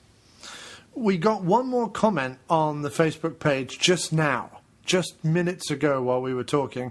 And awesome. Frederick Dominguez writes, even though he's an alien, it feels good when an American plays Superman, Dean Cain included. So there's all things to unravel there. That's a comment, I think, about the new one in which he's not Henry. Is it Henry Cavill? I don't know how to pronounce his name. Is that how? Or Cavill. I've heard it both ways. Yeah. Okay. Where's he from? Is he English? I have no idea. Yeah, none whatsoever. Like I said, I don't care. Right. I know that there was a woman, and I detailed this in my Comic-Con diary, which went out this week, actually, for the After Movie Diner, the week that we're recording this now. I did detail the fact that in one of the Q&As I was at for some comic book people. In fact, it was John Schnepp, who I was detailing earlier, when he was talking about Superman. One particularly incensed and mad woman stood up and went on about the fact that Superman always has the wrong hair and the wrong eyes, and it incenses her that they can't find an actor who is entirely accurately comic book perfect. And therefore gets very upset. And she went on and on until John Schnepp kind of went, I don't give a fuck, I'm really looking forward to the good movie, sit the fuck down. Pretty much, yeah. To which I was really happy about. Now, looking up Henry William Dalgleish Cavill, or Cavill, but I would imagine him being certainly part British, is Cavill, I would imagine. He's from the Channel Islands. Yes, he's from the Channel Islands of Jersey. Which is just off the coast of Normandy, France. So, Cavill, or I don't know. But that's who he is anyway. And he looks soups enough. I mean, he's not quite the Reeve clone that Brandon Routh was, but... Thank God. No more underwear models, please. Right. Although what was funny is that the mad woman who stood up in the Q&A, she was like, well, Brandon Routh didn't look anything like Christopher Reeve. And I was like, wait a minute, the only reason Brandon Routh got hired is because he looked exactly like Christopher Reeve. That's insane that you think he doesn't. But and she was very put out that a Brit was playing Superman. So I think our little comment there from Mr. Dominguez is to say both about Henry Cavill playing the part, and also a little dig on Dean Cain, that he was sort of saying, don't worry, I do include Dean Cain as a Superman actor. But to be fair, if you're talking TV Superman, you've got George Reeves and then you've got Dean Cain. That's who you're talking about. So, unless you include the two Superboys that we had. And I don't, because I'm I'm a heterosexual. Well, hey, that series you scoff, but that series was produced by the Salkinds. That's what they did instead, or in response to Superman 4. So, hey, it's indeed, by some reckonings, it's officially in canon. Of course. I didn't really mean to indicate. Well, I did. I did mean to indicate, but I just couldn't. It's okay. You can totally. Yeah, I couldn't bring myself to watch a program called Superboy. I mean, Superman is sort of slightly silly, but Superboy, they need to come up with another name. They really do. No, you need to have found like a box of comic books from the 60s and 70s at an impressionable age, I should say. Yeah. When Superboy was in fact, appearing in tandem with his adult counterpart on a regular basis. Now, it was a funny time, the 70s were for comics. Yes. But we're time of transition. That's a time of transience, a time of filthy long hairs, as they used to call them back in the day. I've no idea what I'm saying. I'm just. You're not far off. I'm trying to find a way to segue into the first movie, although we're doing very successful talking about the movies around the questions. And I have to say, I want to say thank you to everyone for questions. I've got a couple more on Twitter. Daniel Rowan, brother and friend to Phil Rowan, who you will have heard on the podcast several times, discussing Don Dola films, as well as a very early Kurt Russell episode, which consistently gets good downloads. Daniel Rowan says, I was traumatized as a child when the guy got pushed in front of the subway in Superman 1. Yes, that is a proper death trap, isn't it? It's a proper harsh. You see, in fact, before you even see Lex Luthor revealed in full, you see his hand, Baron Greenback style, for all those fans of Danger Mouse, or no, not Blofeld style Blofeld style, or indeed, who is the hidden claw from Inspector Gadget? That would be Dr. Claw. Dr. Claw, that's it, right. Dr. Claw, I'm trying to think of all the different ones. You see his hand push the doorway, which pushes the guy in front of. It's not a subway train, actually. It's a train leaving Grand Central Station. They all leave out of a tunnel because they have to get off the island of Manhattan before they can come above ground. But I suppose, therefore, technically it is a subway. It's just not... you know what I'm trying to say. Yeah, now you're just being pedantic. Now I'm just being like, yeah, I am a New Yorker. What of it?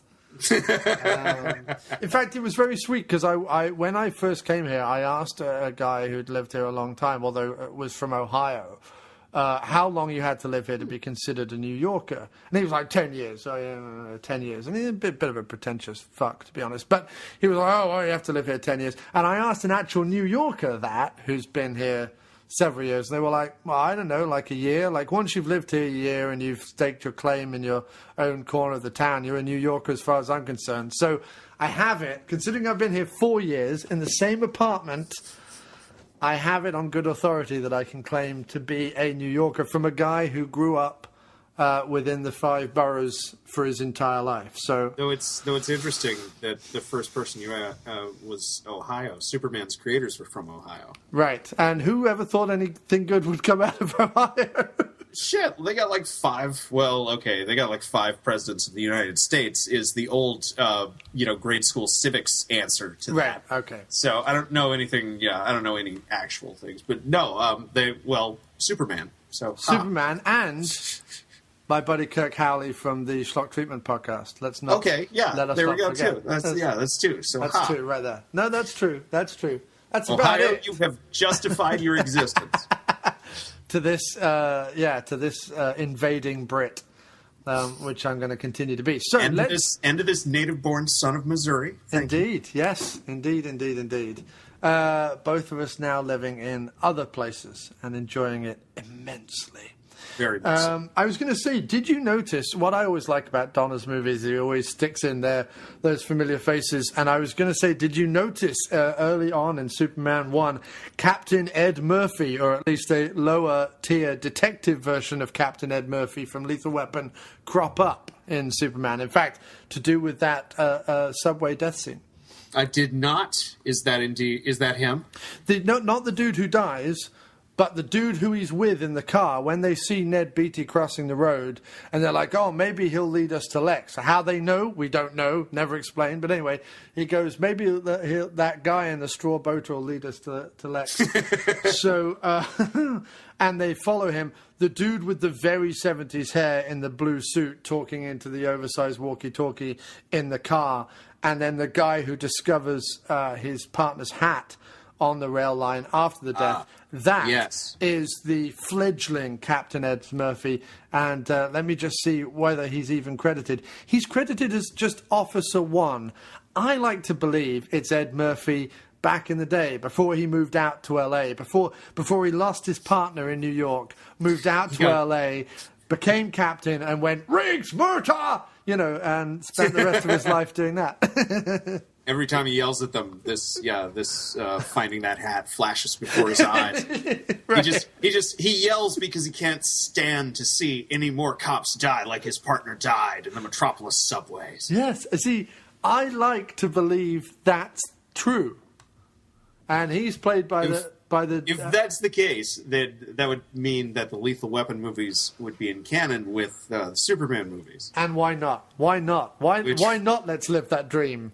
Okay, but I'm for it. I think Danny Glover would have made a much more interesting, special guest star for Superman 3 than Richard Pryor did. Right. But Pryor was riding high at the time, so, he had to be crowbarred into as many movies that didn't suit him as possible.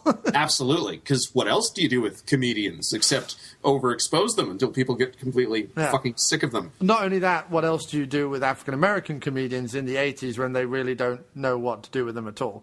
God, well, you've got to... Isn't he that guy who grew up in a brothel and is very foul-mouthed? What the hell do we do with him? Right. Yes, we start him off in the welfare line, and it's like, Superman. Right. Dun, dun, dun. Well, jobless. Woohoo. No. Indeed. Looking for work in the 80s. But yes, Superman 1. Let's start there. He began not as flesh and blood, but as a simple line drawing. His comic strip has thrilled millions around the world. The magic of radio gave to his name a breathless signature and sound. Then with television came a whole new generation to idolize his exploits. Today, at last, his evolution is complete, brought to life by the awesome technology of film and by an extraordinary cast of stars. Marlon Brando is Jor-El, who gave our world his only son. Gene Hackman is his arch-enemy Lex Luthor, the only man on Earth capable of destroying him. Margot Kidder is Lois Lane, the woman who thinks she knows him as the most ordinary of men. Glenn Ford is Jonathan Kent, the foster father who discovers him as a baby. Jackie Cooper is editor Perry White. And Christopher Reeve is the astonishing new screen presence chosen to portray Clark Kent and the Man of Steel. Until now, his incredible adventures have been beyond the power of any known medium to realize. But now, the greatest creative and technical minds of the motion picture world have gathered to meet the challenge of Superman.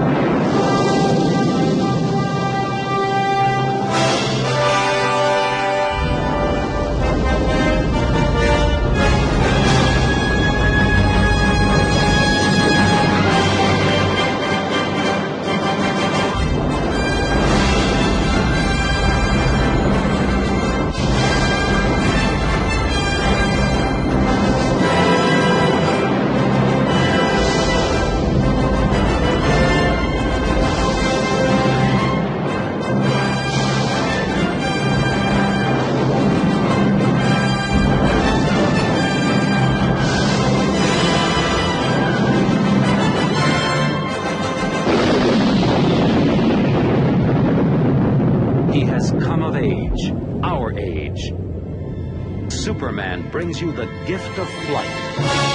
Superman is now the movie.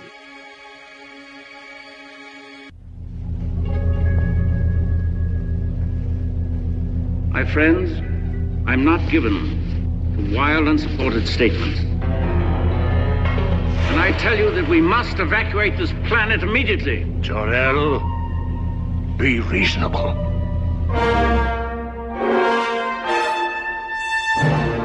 Once there was a civilization, much like ours, but with a greater intelligence, greater powers, and a greater capacity for good.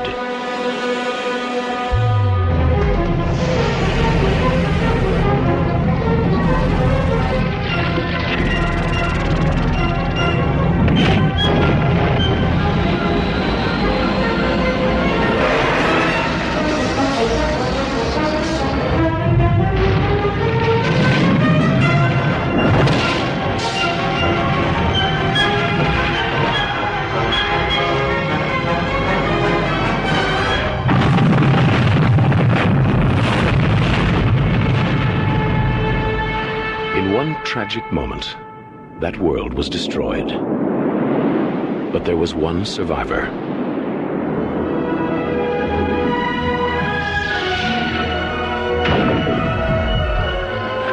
Now, wouldn't that beat all get out?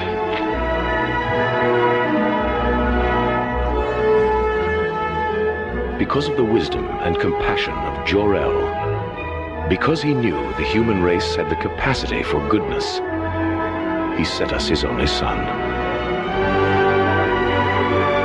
His name is Kal-El. He will call himself Clark Kent. But the world will know him as Superman. This year, Superman brings you the gift of flight. Superman, the movie. Just I don't think we need to necessarily go over the plot, but very quickly. Everybody's seen this movie, and everybody knows who Superman is. But right. I was going to ask you because I've never existed in a world that wasn't aware of this movie in some way. But like, what's your history with with this flick. And my history with this flick is that, and I've said many times before, I was not a Star Wars kid.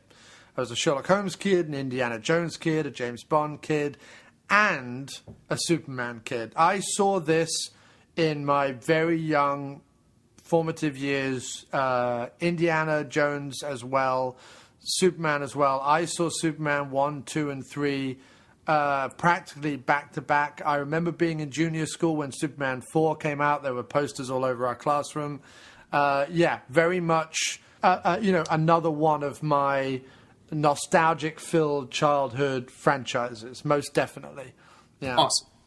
So, I mean, I consider myself as being someone who was as much as a 33-year-old man can be when this came out in 78. So it came out 2 years before I was born, but I consider myself as much on the ground floor as a British 33-year-old man can be in terms of Superman. Because, I mean, I saw them when I was very young. They would have played on the BBC every Christmas, just like Indy did after that, just like, Bond does to this day.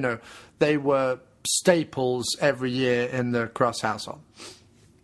That's pretty awesome. And the same is true over here for a lot of people's households, especially Superman 4 for a very long period there. And I hear tell from other British fans that Superman 4 holds such a special place in your heart because you can recognize so many of the backdrops.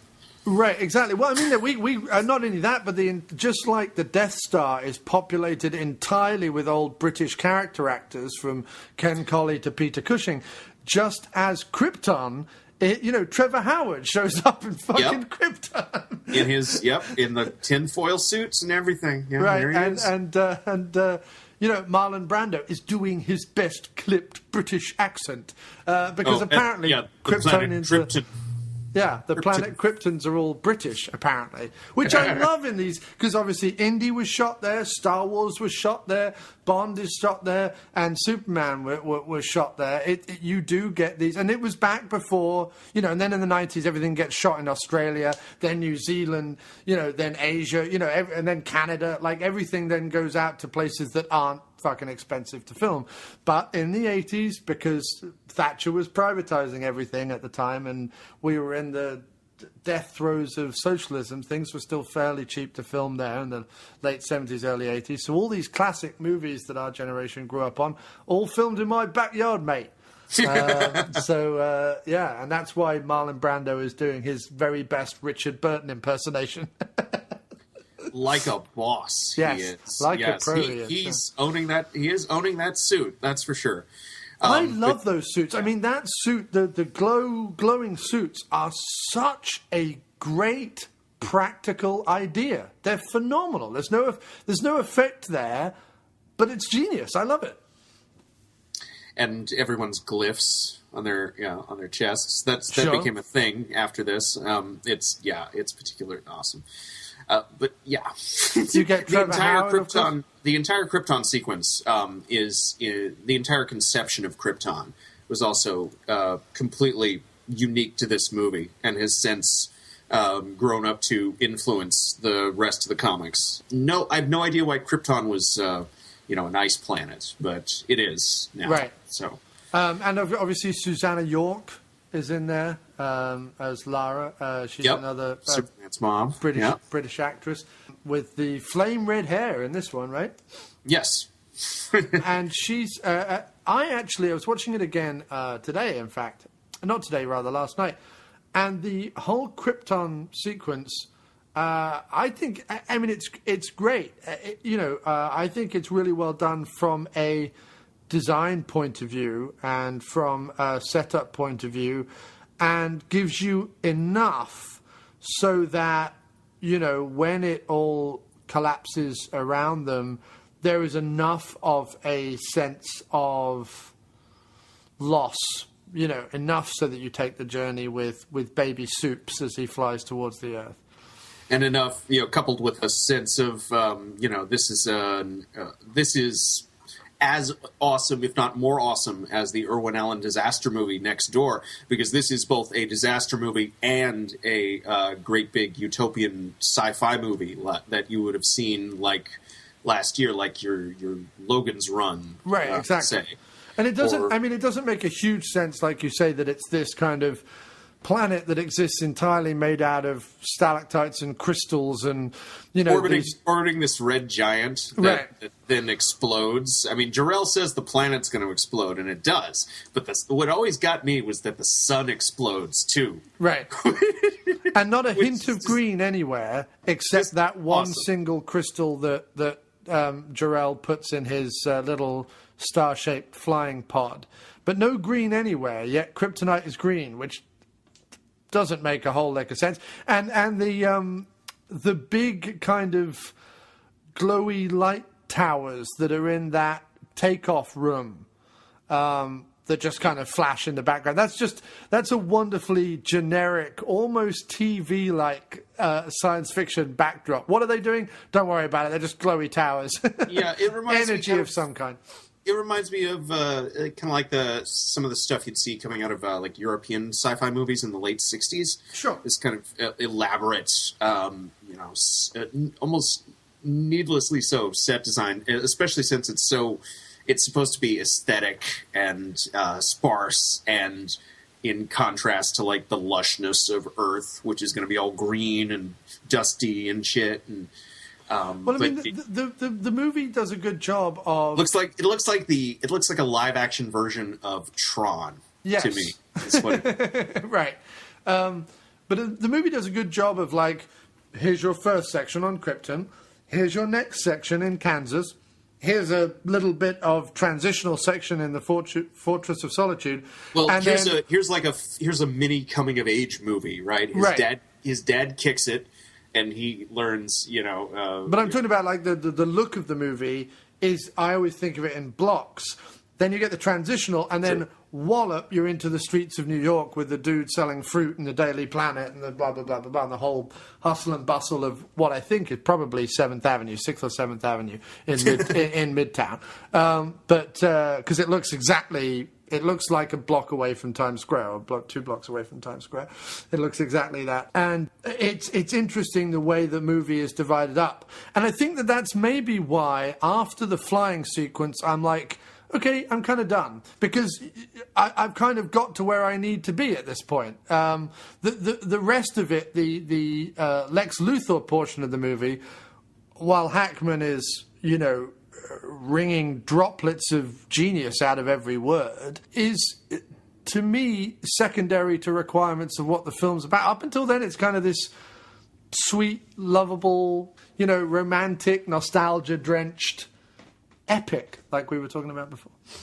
Yes, and after that, it becomes, it becomes a villain plot, basically, and the consequences of that.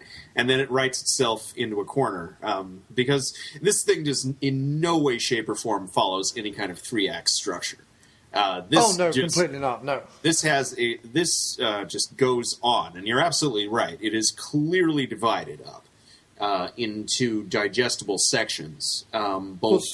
Superman 1 and 2 are really 5 movies slammed together. Exactly, and I think that's the key to their success. Like, any decent movie will give you like a coming-of-age story, or big crazy sci-fi out there nonsense, or a guy putting the fucking San Andreas fault line back together with his hands. But this movie will give you all that and a whole hell of a lot more in 2 hours and 15 or 2 hours and 30, whatever. No matter what, you can just sit down and watch a bit of it, and you'll almost have to be satisfied, because there's so much there. Yeah, and in the first hour, he saves Lois with the helicopter. He runs faster than a train. And he flies around a bit, and that's it in the whole first hour and 20 minutes of the movie. I mean, I say that's it for like 1978 audiences. It was like, whoa, what the fuck just happened? Wow, my pants are wet and my mind is blown. But in this day and age, looking back at it, although it's wonderful and it is awe-inspiring, and I meant what I said earlier with all the nostalgia and the rose-tinted spectacles, it's still nothing compared to any other kind of action movie you can name where within the first 10 minutes, something's exploded, a bunch of people have died, people have run about the place, cars have crashed into each other, you know what I mean? And that's normally just our pre-credit sequence. And it's a question of, the type of movie you want to do. Do you want to do deliberate pacing? And or do you want to, you want to knock them on their asses and keep them there the whole time straight? And Richard Donner was explicitly going for not just old time Hollywood. I think this is, if it's anything, it's a biblical epic, is what Superman 1. Right. I don't want to specifically call the Ten Commandments, but that's. I would almost guarantee you that's probably had a lot to do with this, because there's a lot of Moses in Superman, either by accident or design. Yeah, I mean, it's Moses stroke Jesus, isn't it?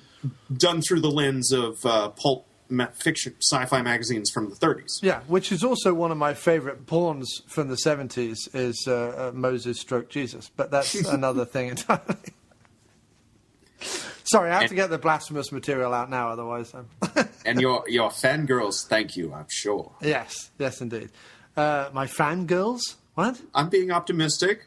Roll with it. No women listen to this show, and if they did, they wouldn't be interested in Moses stroke Jesus. Well, maybe they would. And maybe nowadays it's Moses stroke Jesus. I have no idea. I think I said before, really, and I don't think we've got much more to say on 1. We can move on to 2, really. But my feeling is that he manages to make it look and feel like a film in the 1950s is happily invading a film in the 1970s. and a Woody Allen relationship comedy all at the same time, right? Because like an office romance between these two. You're right when you said that the newspaper stuff is very much based on those 1950s fast-talking romantic comedies of the day, of any of these movies, and even Clark with his glasses or whatever, has a certain and his bumbling around, and his bumbling casually around fucking things up just to throw people off his track. Yeah, has a certain bringing up the baby type feel to it. Exactly. Or the Thin Man or whatever you want. Although obviously the Thin Man's a lot more suave and sophisticated, but that kind of thing. Right down to obviously Bogart and Bacall's patter and their kind of quick fire back and forth and things like that. I don't know how successful the whole Lois can't spell running gag is. It's a bit oh my God. But it's caught legs. Let me tell you what.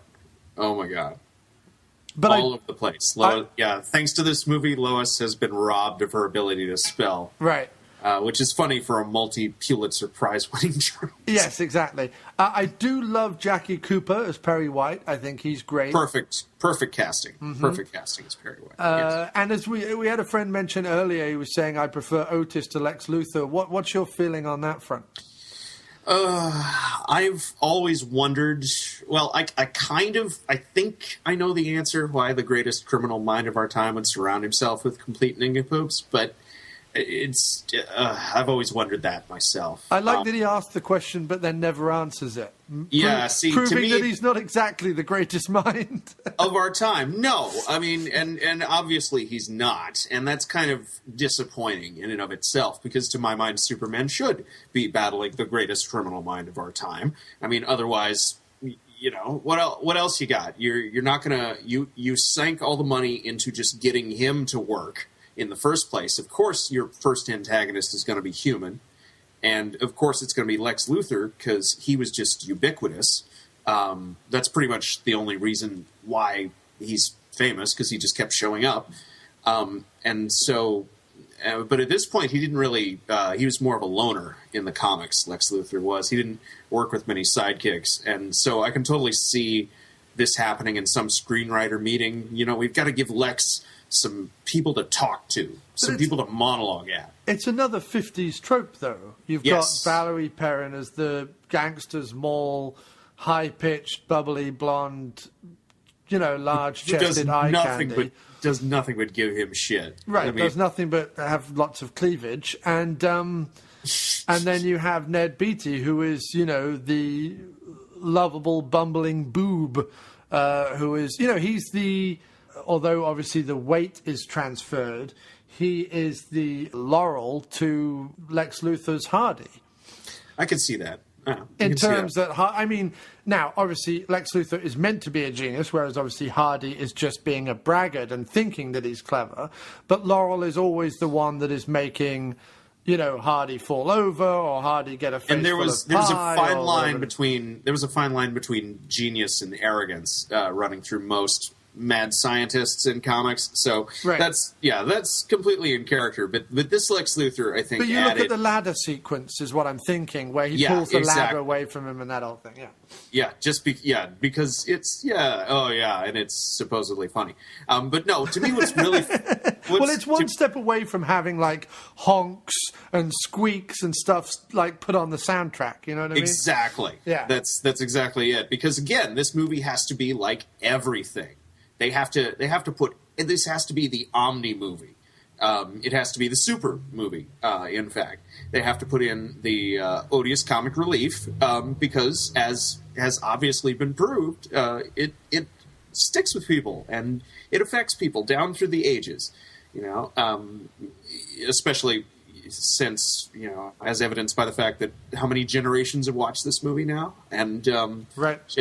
even Otis himself has occasionally shown up in the comics to varying degrees of effectiveness, and sometimes not in this form, obviously. In fact, the other question that is left hanging in this screenplay, and this is another thing, you know, you and me, David, we've said before, we both care about writing. Like, we both love good writing, and I think all good, great films start with good, great writing. This film may be the exception, because it's a great film without good writing, and I'm sure there are some other exceptions, but the other big question is, you know, there's that bit where Valerie Perrin saves Superman from his watery grave with a thing of green kryptonite slung around his neck. And she says something along the lines of, you know, why can't I ever fall for the good guy or whatever? And he kind of just looks at her and then flies off. And I'm like, that could have been answered as well. Like, something could have been said. There could have been a line there, you know what I mean? And it isn't there either. Same with his, like, why do I surround... You might as well ask, why the greatest criminal mind surrounds himself with such nincompoops? It's like, well, we are all asking. Please tell us. And to really tie a bow around it, most of the end of this movie is an exercise in forgetting your setups or in, like, not following through with them, and to ultimately completely reversing them with a Deus Ex Machina that comes completely out of nowhere. Also, it doesn't make any sense that he says, I bought up all this land for cheap and then I'm going to make lots of money on it. When she's interviewing the Native American guy in the car, he says that he offered such large sums of money for the land, he didn't care even if it was Custer who was buying it. And that's his line. So it's like, well, did he get the land cheap or did he pay lots of money for it? And I refer you again to that wall of people who appear under the credit, you know, screenplay by. Well, they have four people in the screenplay by, because they have two sets of two. But then, like you say, you've got the creative consultant and the executive producers and the actual producers and the director himself. Right. And, you know, I think that's what we're saying. I think that with everything that's going on behind the screen and with everything that's going on in the writer's room, and I think with the 30 years of comics they had to work with at that point, and with the, you know, you've got big effects pictures are just around the corner, and with every bit of pressure possible on this movie and with every difficulty abounding on the set and behind the scenes, the fact that this movie is, and for me, because I saw the second one recently as well, for me, it's still, although Zod is amazing, Superman 1 is where it's at for me personally. What's weird is I'm not a big Gone with the Wind fan, I'm not a big Ben-Hur fan, I'm not a big Golden Age of Hollywood fan, I'm not. But the fact that this has the ability to remain relevant but draw on the... Let's be fair, Superman is a very 1950s character. And they might have changed him a lot, but certainly the first the first experience that our generation has with Superman is still firmly rooted in that "aw shucks," 2.4 children, woman at the stove type Americana from the 1950s. I would say, well, I would argue that in fact, our generation's first exposure to Superman would be this film, which is, if anything, a 1970s image, which is an image of the 1970s nostalgia for that 50s. Right, but all 50s is all our image of the 50s is a nostalgic image of because the 50s was never really like that. It's all based on, I Love Lucy episodes or whatever. It's all based on. Well, in this case, it'd be based on episodes of the George Reeves Superman, which. Right. But you know what I mean? Like the 50s, as a kid, right? The 50s had as much shit going on as now. People don't believe it, but it did. And yet it's painted in this glowing light of, tablecloths and picket fences and, everyone happy and walking to work with a briefcase and all that kind of stuff. And like Clark Kent. Right, and this movie has that in spades. And you're right, it's a completely nostalgic, Hollywood-tinged, glowy, golden age type feel to it. But I argue that because of where the comic book came from and where the comic grew out of and what the comic was trying to do in that kind of post-war environment, I think that that's entirely suitable for this movie to have that rose tint around it. I think it's to its benefit. And you're absolutely correct. It manages to distill at least 2 decades worth of experimentation with Superman into a handy carrying case that can be, spooled out in front of a 5-year-old, and they'll get absolutely everything that they need to know. And or obviously, at least get a foundation. And if they're if they're interested in learning more, they can just go read something. And obviously, it's a wonder that Superman, as a comic strip, survives, the rebellious, turbulent times of the 60s and 70s. Because it is such a truth, justice, and the American way, it's a wonder that it survives those peace rallies and the upheaval of the civil rights movement and all that. And, let's not forget who is coming into the White House at the beginning of the 80s when this movie first comes. A cowboy from the 50s. So, Well, having actually read some of those comics, I don't wonder at that at all. Superman was fighting, racial prejudice and injustice and warmongering back in the 40s, back in the radio show when he was fighting the Ku Klux Klan. He was fighting the Klan before it was cool. Right. So that's for all your hipster fans out there. Sure. But you know what I'm saying, though? Yes, I do. I think one of the great myths of our age is that Superman is unrelatable to a modern audience. No, I'm not saying that. I'm saying that survival is somehow, some kind of anachronism that has to be justified and explained through, handy little distancing things like nostalgia. And, no, I think that's never been my experience. But I'm a freak from the 90s, so Well. Sure, but the genius of the movie specifically is that it doesn't matter how crusty, cynical, ironic, and whatever the world has become. You watch the first hour and a half of this film, and I do anyway, as a self-avowed cynic and a self-avowed skeptic and a self-avowed sort of tearer down of. I'm not a nostalgic dude in that regards. I was as a teenager, very much so, and I was big into the 60s and the hippie movement and John Lennon and all that kind of stuff. Big, nostalgic for a time I never lived through. But as an adult, I'm not at all. I'm all about the now, and I'm all about the future, and I'm all about the world as it exists right now. But the fact that this movie, for the first hour and a half, makes my cynicism and my ironic, not that I'm particularly ironic either, but it smooths my hard edges and makes me all falls away, doesn't it? That is to its resounding success, is all I'm trying to say. Absolutely agree. Yeah. Absolutely. And moving on to the second film and taking that into account, having watched them back the other way round, because I watched the second film back at New Year we saw in the new year with it because it's my wife's favourite. And in my mind at that time, it was my favourite. But having watched them the other way round and seeing the second one first, now the first one again, I prefer the first. I think it's a better... I think certainly the first hour and a half, the Superman-focused bit is better. Of Superman the movie. Yes, absolutely true.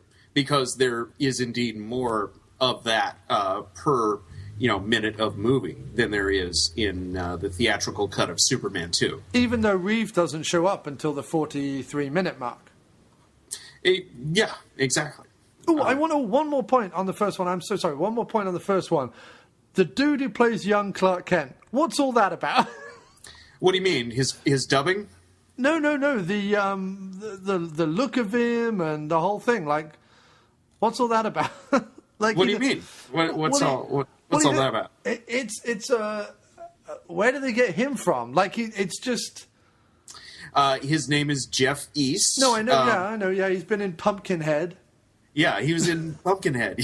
That's about all I know about him, because that's the only other movie I've seen him in. Right. But yeah, they just found him.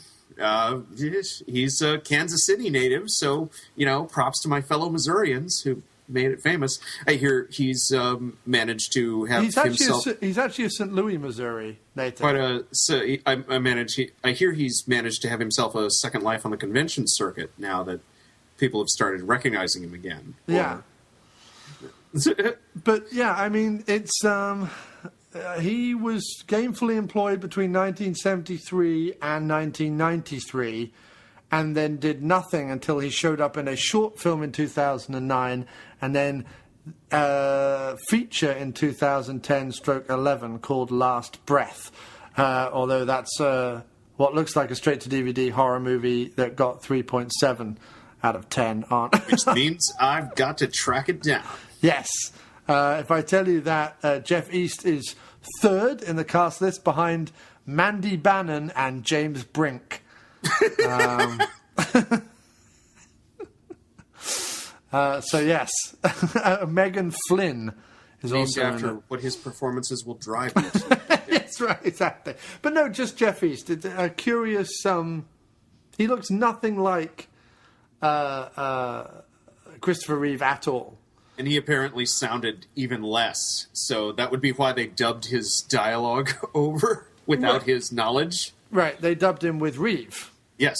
Yeah. Which is its own kind of Brechtian thing there to hear this adult that's fine, because you've got come to out do of a teenager's mouth. You've got to do something to link, Reeve to this performance.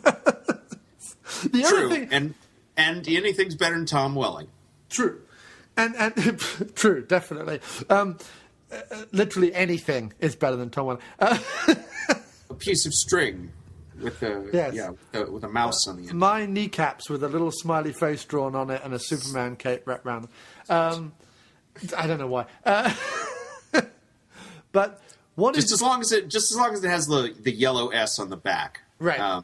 What's animators hate that, so that's why it's not on the new version. So yeah, right, okay. Well, I don't even want to get into the new suit. I don't even want to get no.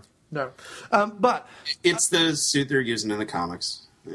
Yeah, I don't know why it's ribbed for her pleasure. That's one of the questions. But anyway, because they all are. It's part of their new design philosophy of absurdly detailing shit. Yeah, everything's no got reason. But all it makes it look like is a bad rubber costume that they bought from a...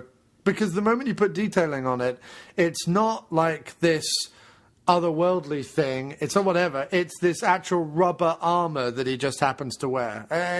You don't have to tell me, buddy. Why does the Flash need body armor? Nobody knows. Why does Superman need body armor? Nobody knows. Yeah, So- If they're moving slow enough to get hit by bullets, they've got bigger problems than Right. fashion.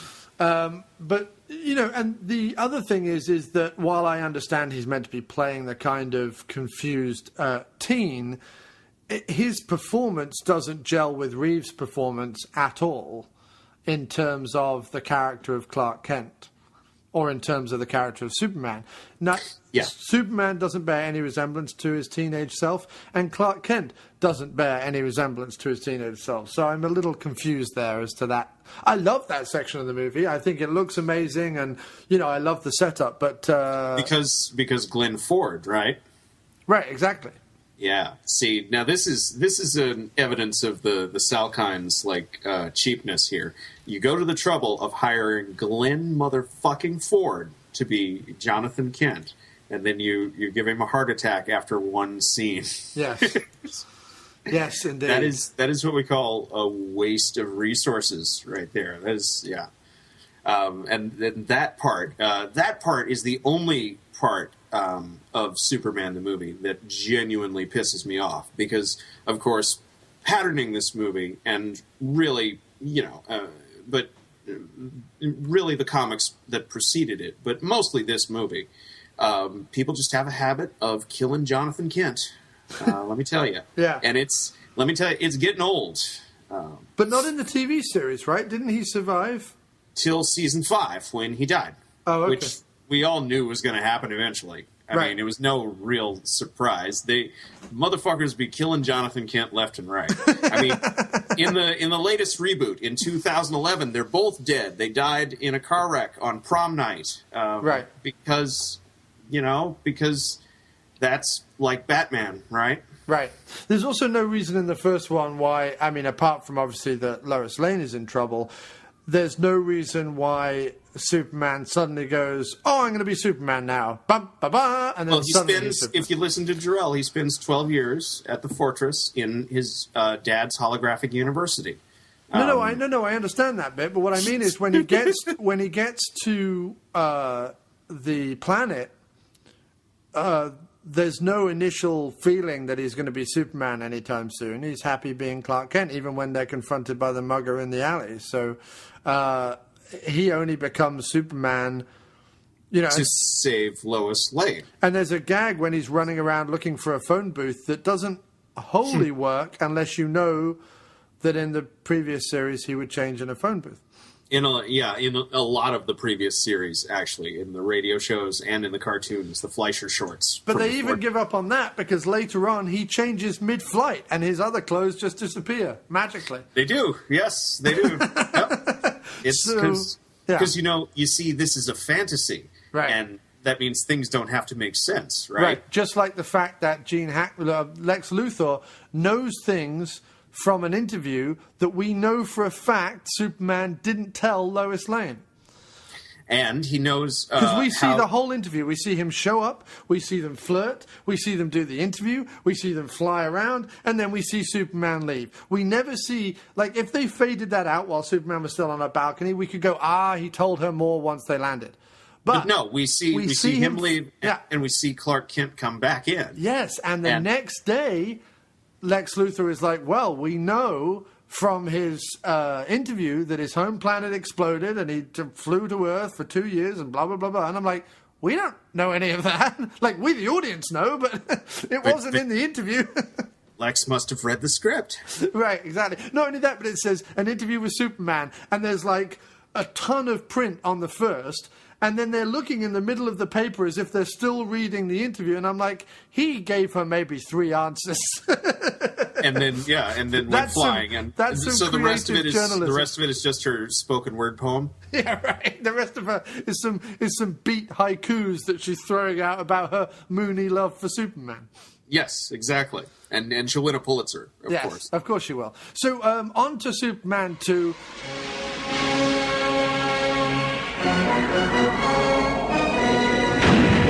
Superman 2. The adventure continues with the 3 villains from Krypton.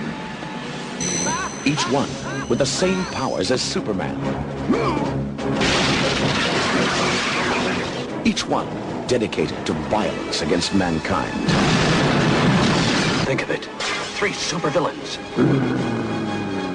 Or 4 if you count them twice. The adventure continues in Paris with Lois Lane.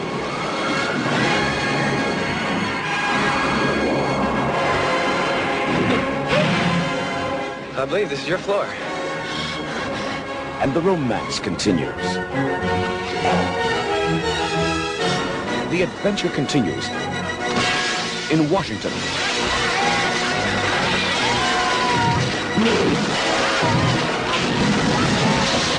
The world is on the brink of destruction. Superman, can you hear me? And Metropolis is in ruins. Superman, help us! Is there no one on this planet to even challenge me? Superman! General, would you care to step outside?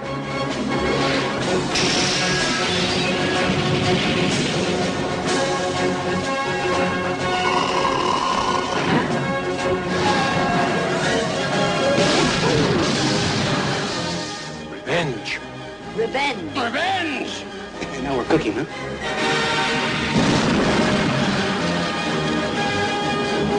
The big one's just as strong as Superman.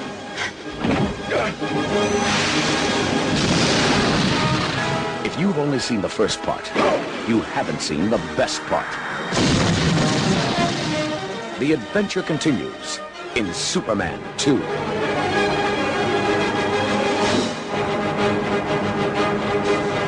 And I think most of the things I'm saying about Superman 1 apply to Superman 2. I think Superman 2 is far more a sort of rompish action movie and kind of throws away the desire or need to further any of the establishment of any of the characters. It leaps straight to Lois Lane and Superman being together as quickly as possible. Meanwhile, in another part of the country, Zod and his band of merry minstrels are tearing up the countryside and with war machinery and so on, and having this good old action romp while they're up Well, first at Niagara they Falls. tear up the moon, which is awesome. Right, they do. They tear up the moon. Yes, you're right, yes. Which is That's easy just- enough to do because a lot of moon buggies are just made out of tinfoil. Yeah, as are the landers and the rovers and everybody. Right, that's what I mean, yeah.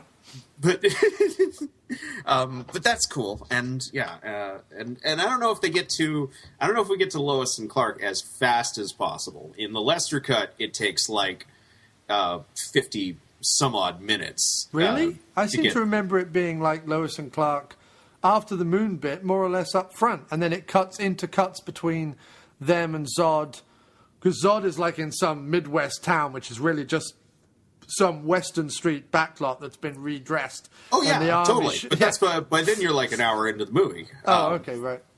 Yeah, no, the first, in the theatrical cut at least, we start off with the completely throwaway terrorists in Paris.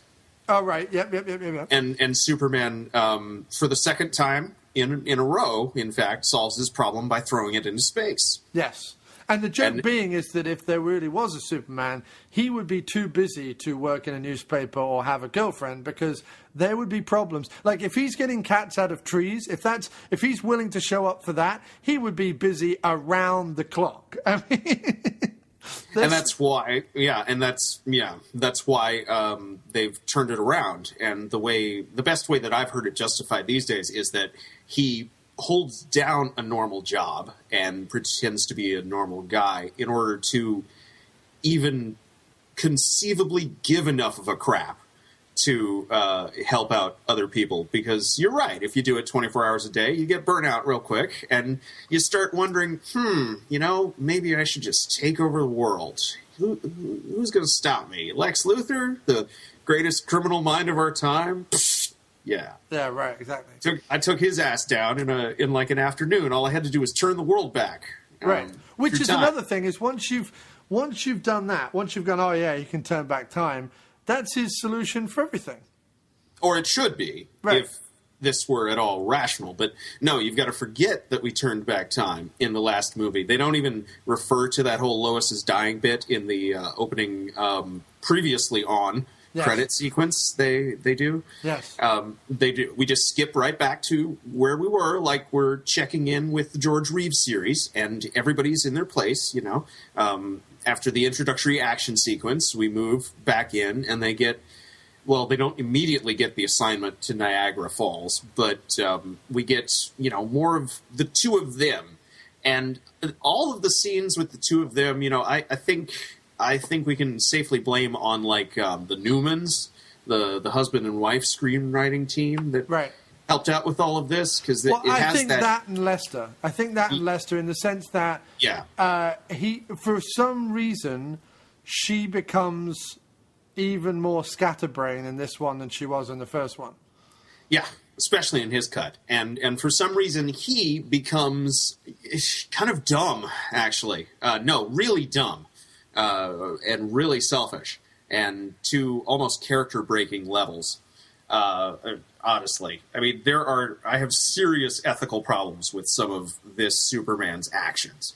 Although I have to say again, Reeves' performance in both Superman 1 and 2, when he takes off the glasses, firstly in that's beautiful. Lois's apartment, and he stands upright, and you suddenly go, God, he's hunching down when he plays Clark, isn't he? Look at that. He literally, in the first one, and it's to the best success, when he takes off the thing and stands upright and puffs his chest up, you're like, God, that's a transformation. I mean, it's really well done. Yeah, nobody's managed to top that. Right, as a physical performance, No, never. Yeah, never been equaled. That is still the standard by which I judge these things.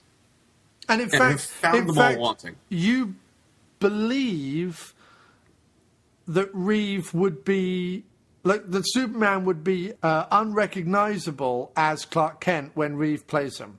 Certainly in the first couple of movies. Certainly, absolutely, in both of them, because he was the first to really focus on nailing that difference down. Well, because it's stupid. The glasses are stupid. The idea that people wouldn't know it was him just because he had a pair of specs on is stupid. So you have to sell that as hard as you can. Well, and you sell that with the entire rest of your body, or you might as well not even try, because it's not going to work. And you have to. That's the problem that later Superman stuff has, where you have to have your leading man be handsome, suave, and charming the whole time. You can't have this thing where Clark Kent is a bumbling, hunched-over, sloppy... And in fact, in Superman 1, is bullied. He goes over to the elevator, and the guy like, no, and the elevator shuts on him. He goes to the next elevator, and the guy's like, we're going up. Like, the world is like at him the whole time. Yeah, he's very, very Peter Parker is Clark Kent. He has to take, but not in the overstated way that Raimi does it. In a very nice, understated, you know what, I've been in an office building, and it sucks when the elevator does that as well type way, Yeah, exactly. And if you've at all experienced anything like that, you can instantly recognize it. It's relatable, you might say. It's downright, it's... So your feelings on Superman 2, David, because I think I've waxed rhapsodic about everything I love about the series, and I would add to that General Zod and Terrence Stamp. But you in talk in the same vein as number 1, number 2 is an inspiration for every superhero sequel that came after it, for better and worse, down throughout the ages. It's at the same time that it's nominally more spectacular and cost more money and took more time and up to the dramatic stakes, at least as far as the plot was concerned. It also introduced the trope of the hero who gives up his powers for 20 minutes so he can get them back in the third act, and it can be all exciting because they couldn't think up a good enough dramatic hook for the second act. So, except that that's one of the things that bothers me about the second one on rewatch was how quick that bit of the movie is. He gives up the powers, right? Yep. They go into a diner. Yep. He gets the shit beaten out of him, and he's like, fuck, I better go back up north then. And that's it. Like, it's literally one scene. Yeah. Yeah. Well, and he gets, and because Terrence Stamp calls him out on TV, right? He sees that the U.S. has been taken over by Kryptonians, and there's no news feed apparently at the Fortress of Solitude. So, how about what I don't understand is this: you can't survive very well a dust up with a trucker in a diner. You can't even fight back once, but as a human male, you can walk to the North Pole. Apparently so, yes. all by himself. All by himself. In both versions. Yes. Donner did not have some magic way to circumvent this himself. That still remains. As does the whole, this will take away your powers forever, except for this Deus Ex Crystallum. Right. That we suddenly shows up. And it's the same green crystal. It's just in the Lester cut you get more Brando face. Right. And he kind of explains how the thing works, but not really. Well, his little see-through plastic tube that he stands in. No, there's no see-through plastic tube. It's just his head. Oh, okay. No. The see-through plastic tube that Superman stands in and gets bombarded by disco lights, and then he comes out and is either Superman again or not Superman. Right. Yeah, totally. And and it's kind of he kind of Marlon Brando kind of explains it, but not really. And all the scenes with Superman's mom in the theatrical cut, the Lester cut of Superman 2, were originally supposed to be Brando scenes. Right. But he charged them enough for part 1 that they didn't bring him back. Exactly. They didn't. Well, they had his footage. They just didn't use it. They're like, yeah, no. With Superman 2, it was... that whole thing is too fast and predicated on, this insane belief that because Superman always evidences some degree of power creep, that, the only solution to make him palatable to the knuckle draggers is to take all of his powers away.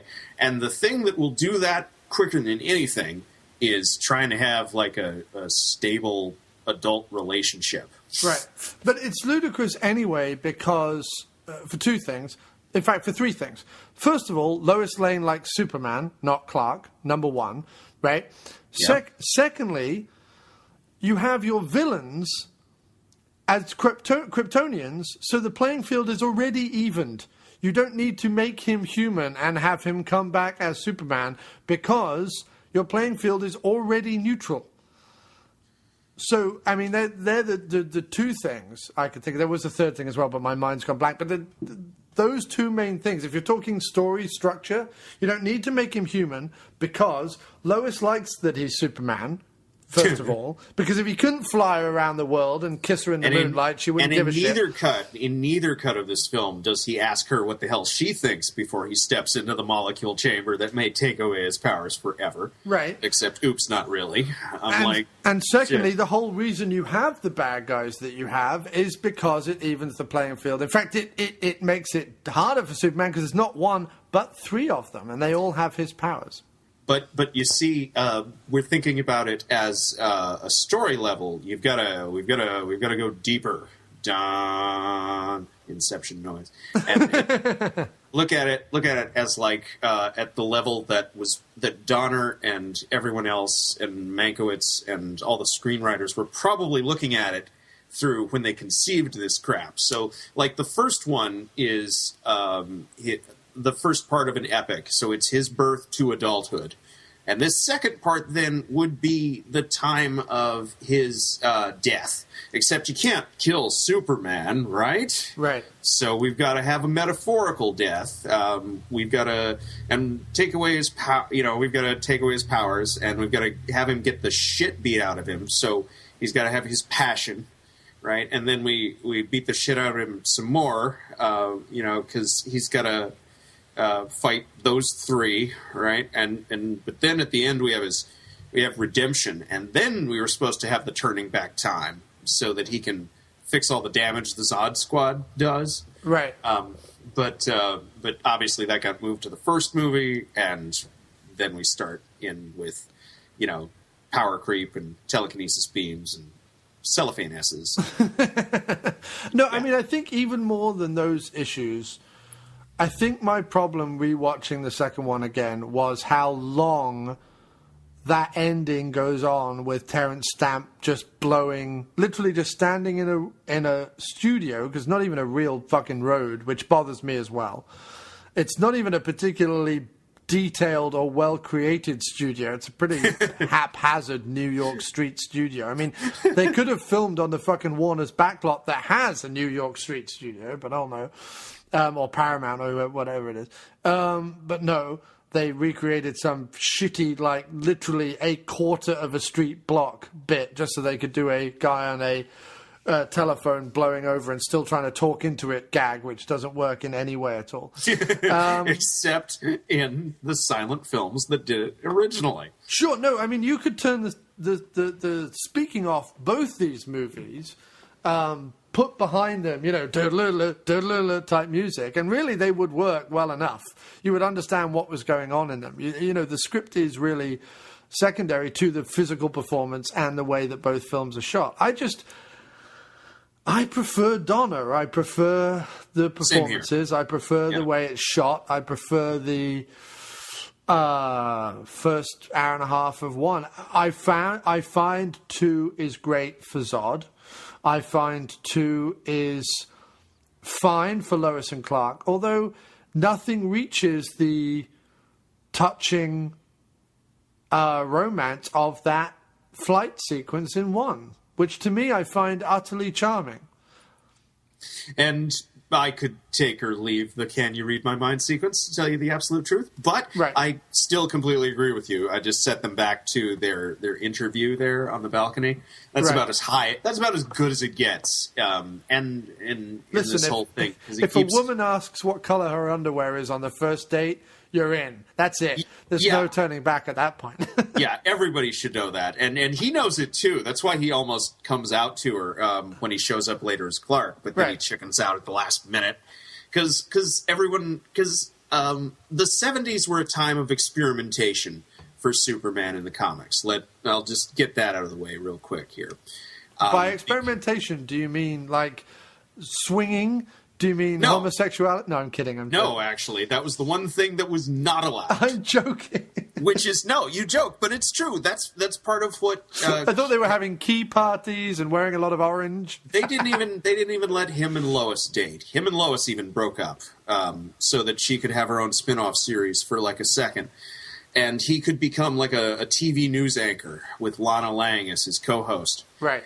But the one thing he could never do was progress forward in his relationship, because God knows the last thing anyone would want to read about would be like a stable, interesting relationship between people who are actually in love. What possible drama could come out of that? Well, it's like moonlighting. Once they fucked, everything was off the table, and it ruined the series. And that kind of mentality is what keeps it's what keeps Lois stuck in this succession of really stupid roles, and it keeps keeps Clark trapped in this kind of perpetual post-adolescent angst. And you know what? Fanboys can say what they like about Fillion slumming it on Castle in like an ABC Murder, She Wrote type TV series. But at least they had the balls to have him and Kate Beckett get together and stay together.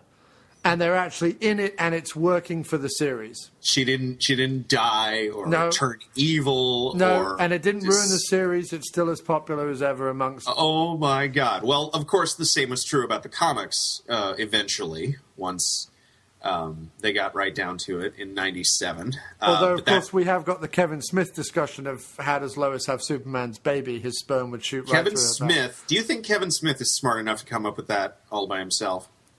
No, I'm just using it as a pop culture reference. Well, as another one, I'll give you another one. It's, from a guy named Larry Nevin, who's actually a very good sci-fi author, whose books people should go out and find, because some of them are awesome. But he's the one who came up with that in an essay in 1975, actually. Which is interesting, because in the Donner cut of Superman 1, they get it on before he loses his powers. But do they have sex? Oh yeah, that scene where it cuts to them and they're in the tinfoil bed. Yeah. In the Donner cut, that comes before he loses his powers. Oh, okay. It comes right after it goes dinner, getting it on. Well, dinner champagne getting it on, as it should. So you mean Soups comes before he loses his powers? Exactly, and then he goes off to talk to to consult with his holographic parents. Yes. Before he makes a decision, and there's actually Mummy, does touching the nice lady make me a bad boy? Well, or in the daughter cut, it's Daddy, and there's a great shot where Lois comes out of wherever they were, wearing his shirt and socks and not much else. Yeah, that's nice. Like that. Of course, the one person I always want to talk to after I've got carnal is my parents.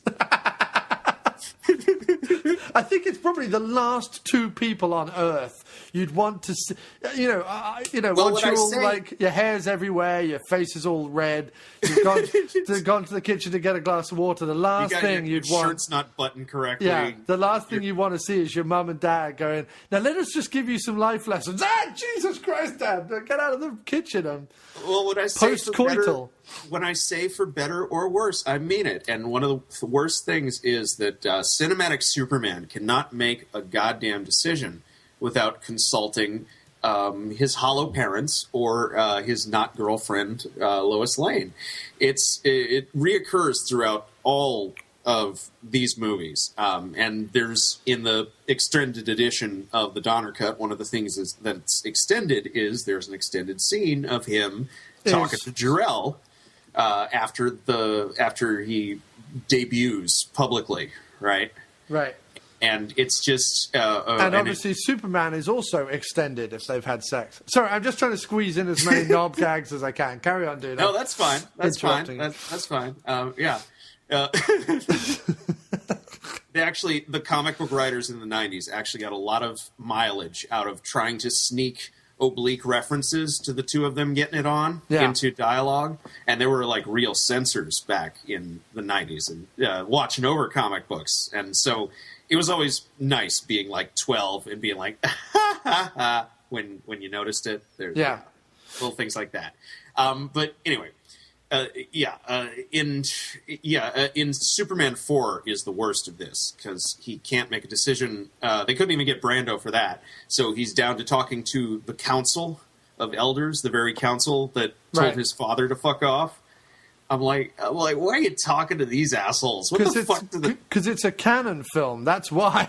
Yeah, what the fuck did they even know? Yeah, right. It's a canon film, so it's a peek into like opposite dimension. Yes.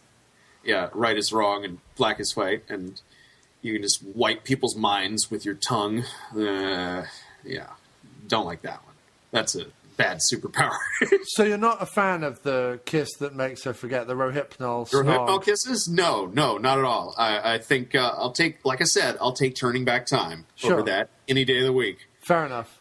Because at least Turning Back Time, if he can fly as fast as he says, is based in some sort of concept. I mean, it's nonsense, but not really. No, yeah, it's both. Both are nonsense. Both are complete nonsense. But at least one I'll accept over the other. One is less rapey than the other. Yeah, sure. And one is less liable to give your love interest like permanent brain damage. Like in Superman 4, the joke is Lois is just drunk all the time, but maybe it's like all the kisses that are just leaving holes in her brain, right? Because good Lord, how many times does he? How many times could you do that? No, that'd be horrible. It's like the Men in Black thing with the little forget me thing, and she's just the only one we see him do it to, right? He could be doing this everywhere. Motherfucker could be setting up franchises.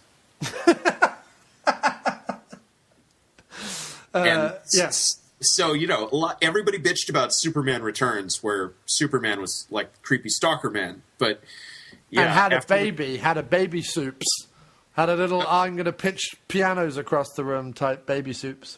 The abomination. Yeah. But if you watch all four of them in sequence, the characterization doesn't seem so far off. No. Even though that Superman is supposed to be after 2. Yes. Yes, it negates 3 and 4. Well, supposedly. After 2, he's meant to fly away and get all inward and broody and thoughtful and whatever. Well, he's meant to explore Krypton because astronomers found it. Yeah. Right.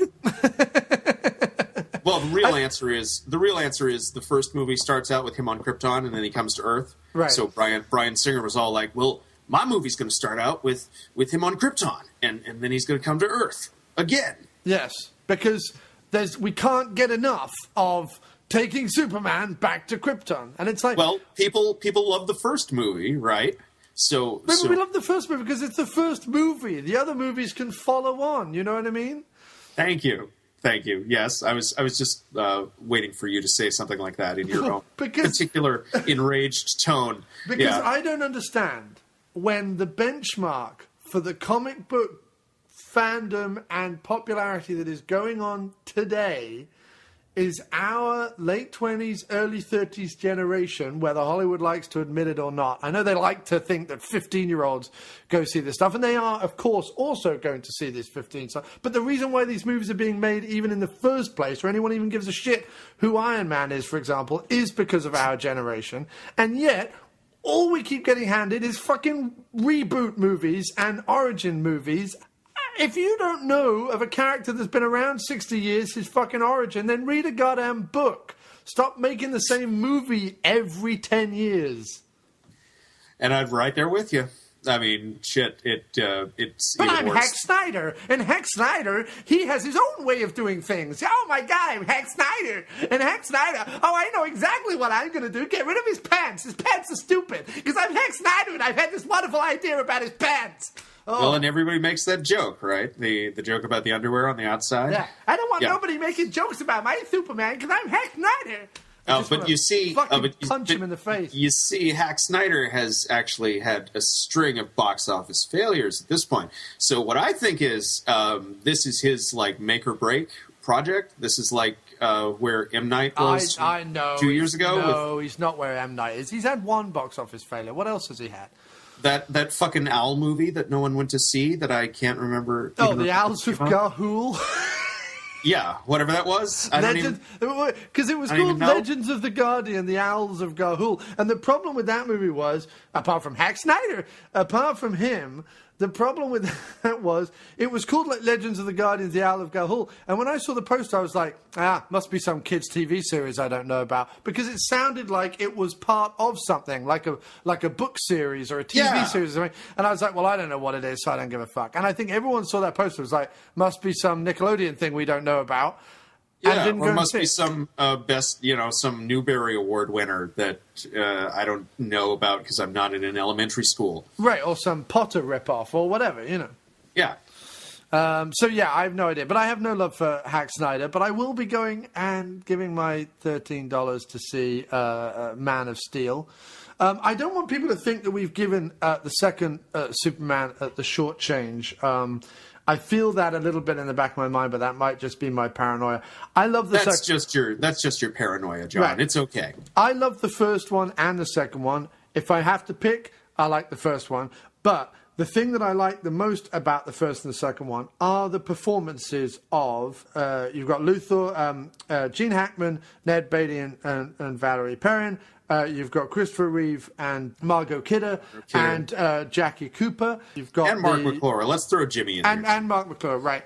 And then you've got Terrence Stamp. Sarah Douglas and Jack O'Halloran. Because really, it's the whole trio there, the Zod Squad.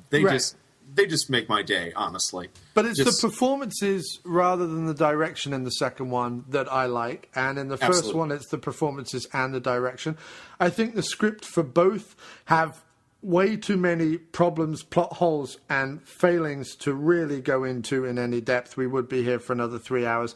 And I've made videos. And David has made videos, so please do track them down. We'll find out where David is from in just a moment when we wrap this up. But so I don't want people to think, oh no, I really love the second one and they didn't praise it. Listen, I will take the second one over almost any other comic book movies out there, even ones that I like, because the second one, as I said at the beginning, is dipped in what I would call a genuine nostalgia, not a Not a, like... Please say ironic. Well, yeah, no, not an ironic nostalgia. I didn't really mean that. Not in a kind of, they want me to feel nostalgic and therefore I am feeling not in a marketing, Hallmark card type way. In a genuine, like, other people have Star Wars and I have Superman and I have Indiana Jones, and their failings be damned because I was 5 and they fucking rocked my world. Exactly. That kind of way. And I think that that's completely and utterly legitimate. And even though the evil villain plots don't really work, the wrap up in both movies doesn't really work. In fact, the last half an hour of either movie doesn't really work. The fact that the scripts are not particularly strong, blah, blah, blah, blah, blah. And I can look past all that and just think, but better all that than the whole movie not work, which is unfortunately the case for Superman's 3 and 4 and Returns. Of course. I mean, Superman 3 I also enjoy. I do also enjoy Superman 3. It has a lot to commend it, but I understand its detractors too. And please... Yeah, I can't stand it myself. Okay, fair enough. But let's move on and wrap this episode up. David, it's been a decided pleasure to talk Superman with you. Thanks ever so much for joining us. Was there any more points that you had, sir, that you were itching to make?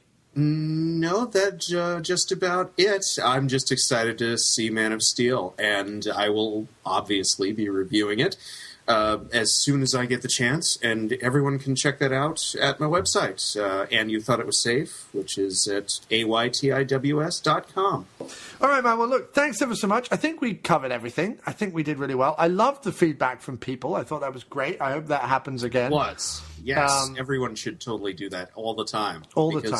It completely helps. We have more to talk about. Yeah, it really would. And I think a lot of what I wanted to say, we ended up saying in the first half of the show. So, but doing that feedback. So that was fantastic. But thanks again, David. It's been a thrill. And we will speak again, sir. What is the next comic book stuff we've got coming up? Next up, they moved 302 to next year. So we're going to have to... officially wait till August until Kick-Ass 2. And what are we going to do when Kick-Ass 2 comes out? Because we've already covered Kick-Ass 1.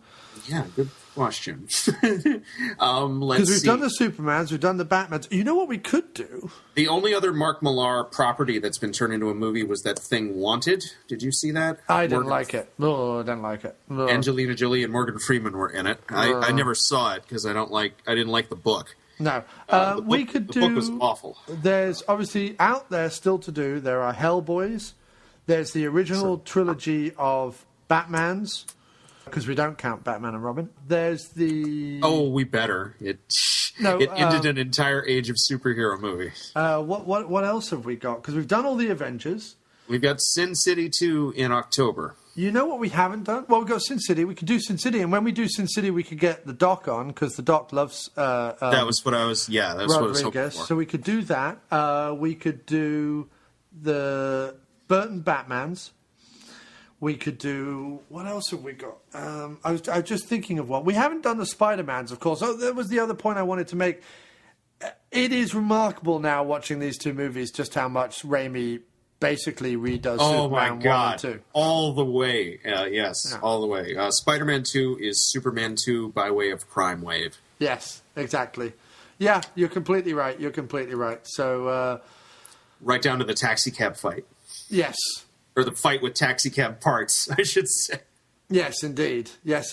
Definitely. But, no, a wonderful, wonderful episode, sir. Thank you ever so much. And, great. Thank you. And thank you as always. And yes, with 20 minutes to spare, I've got somewhere to be and just perfect enough timing. Thank you, John. This was great. It was, sir. You have a good night now. Take care. Oh, yeah. You too, man. And don't you listeners out there forget to stick around to hear more of Nicholas Consol's fantastic piano music.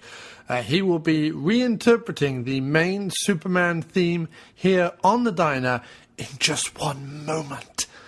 Stick around. I know you. I'm watching you right now. Not really. or maybe I am. However, I guess you're sat there late at night, probably not wearing much and scratching yourself, scouring some podcast-providing service, desperate to find the one glimmer of hope in a sea of blabbermouth halflings expounding their opinions to nobody.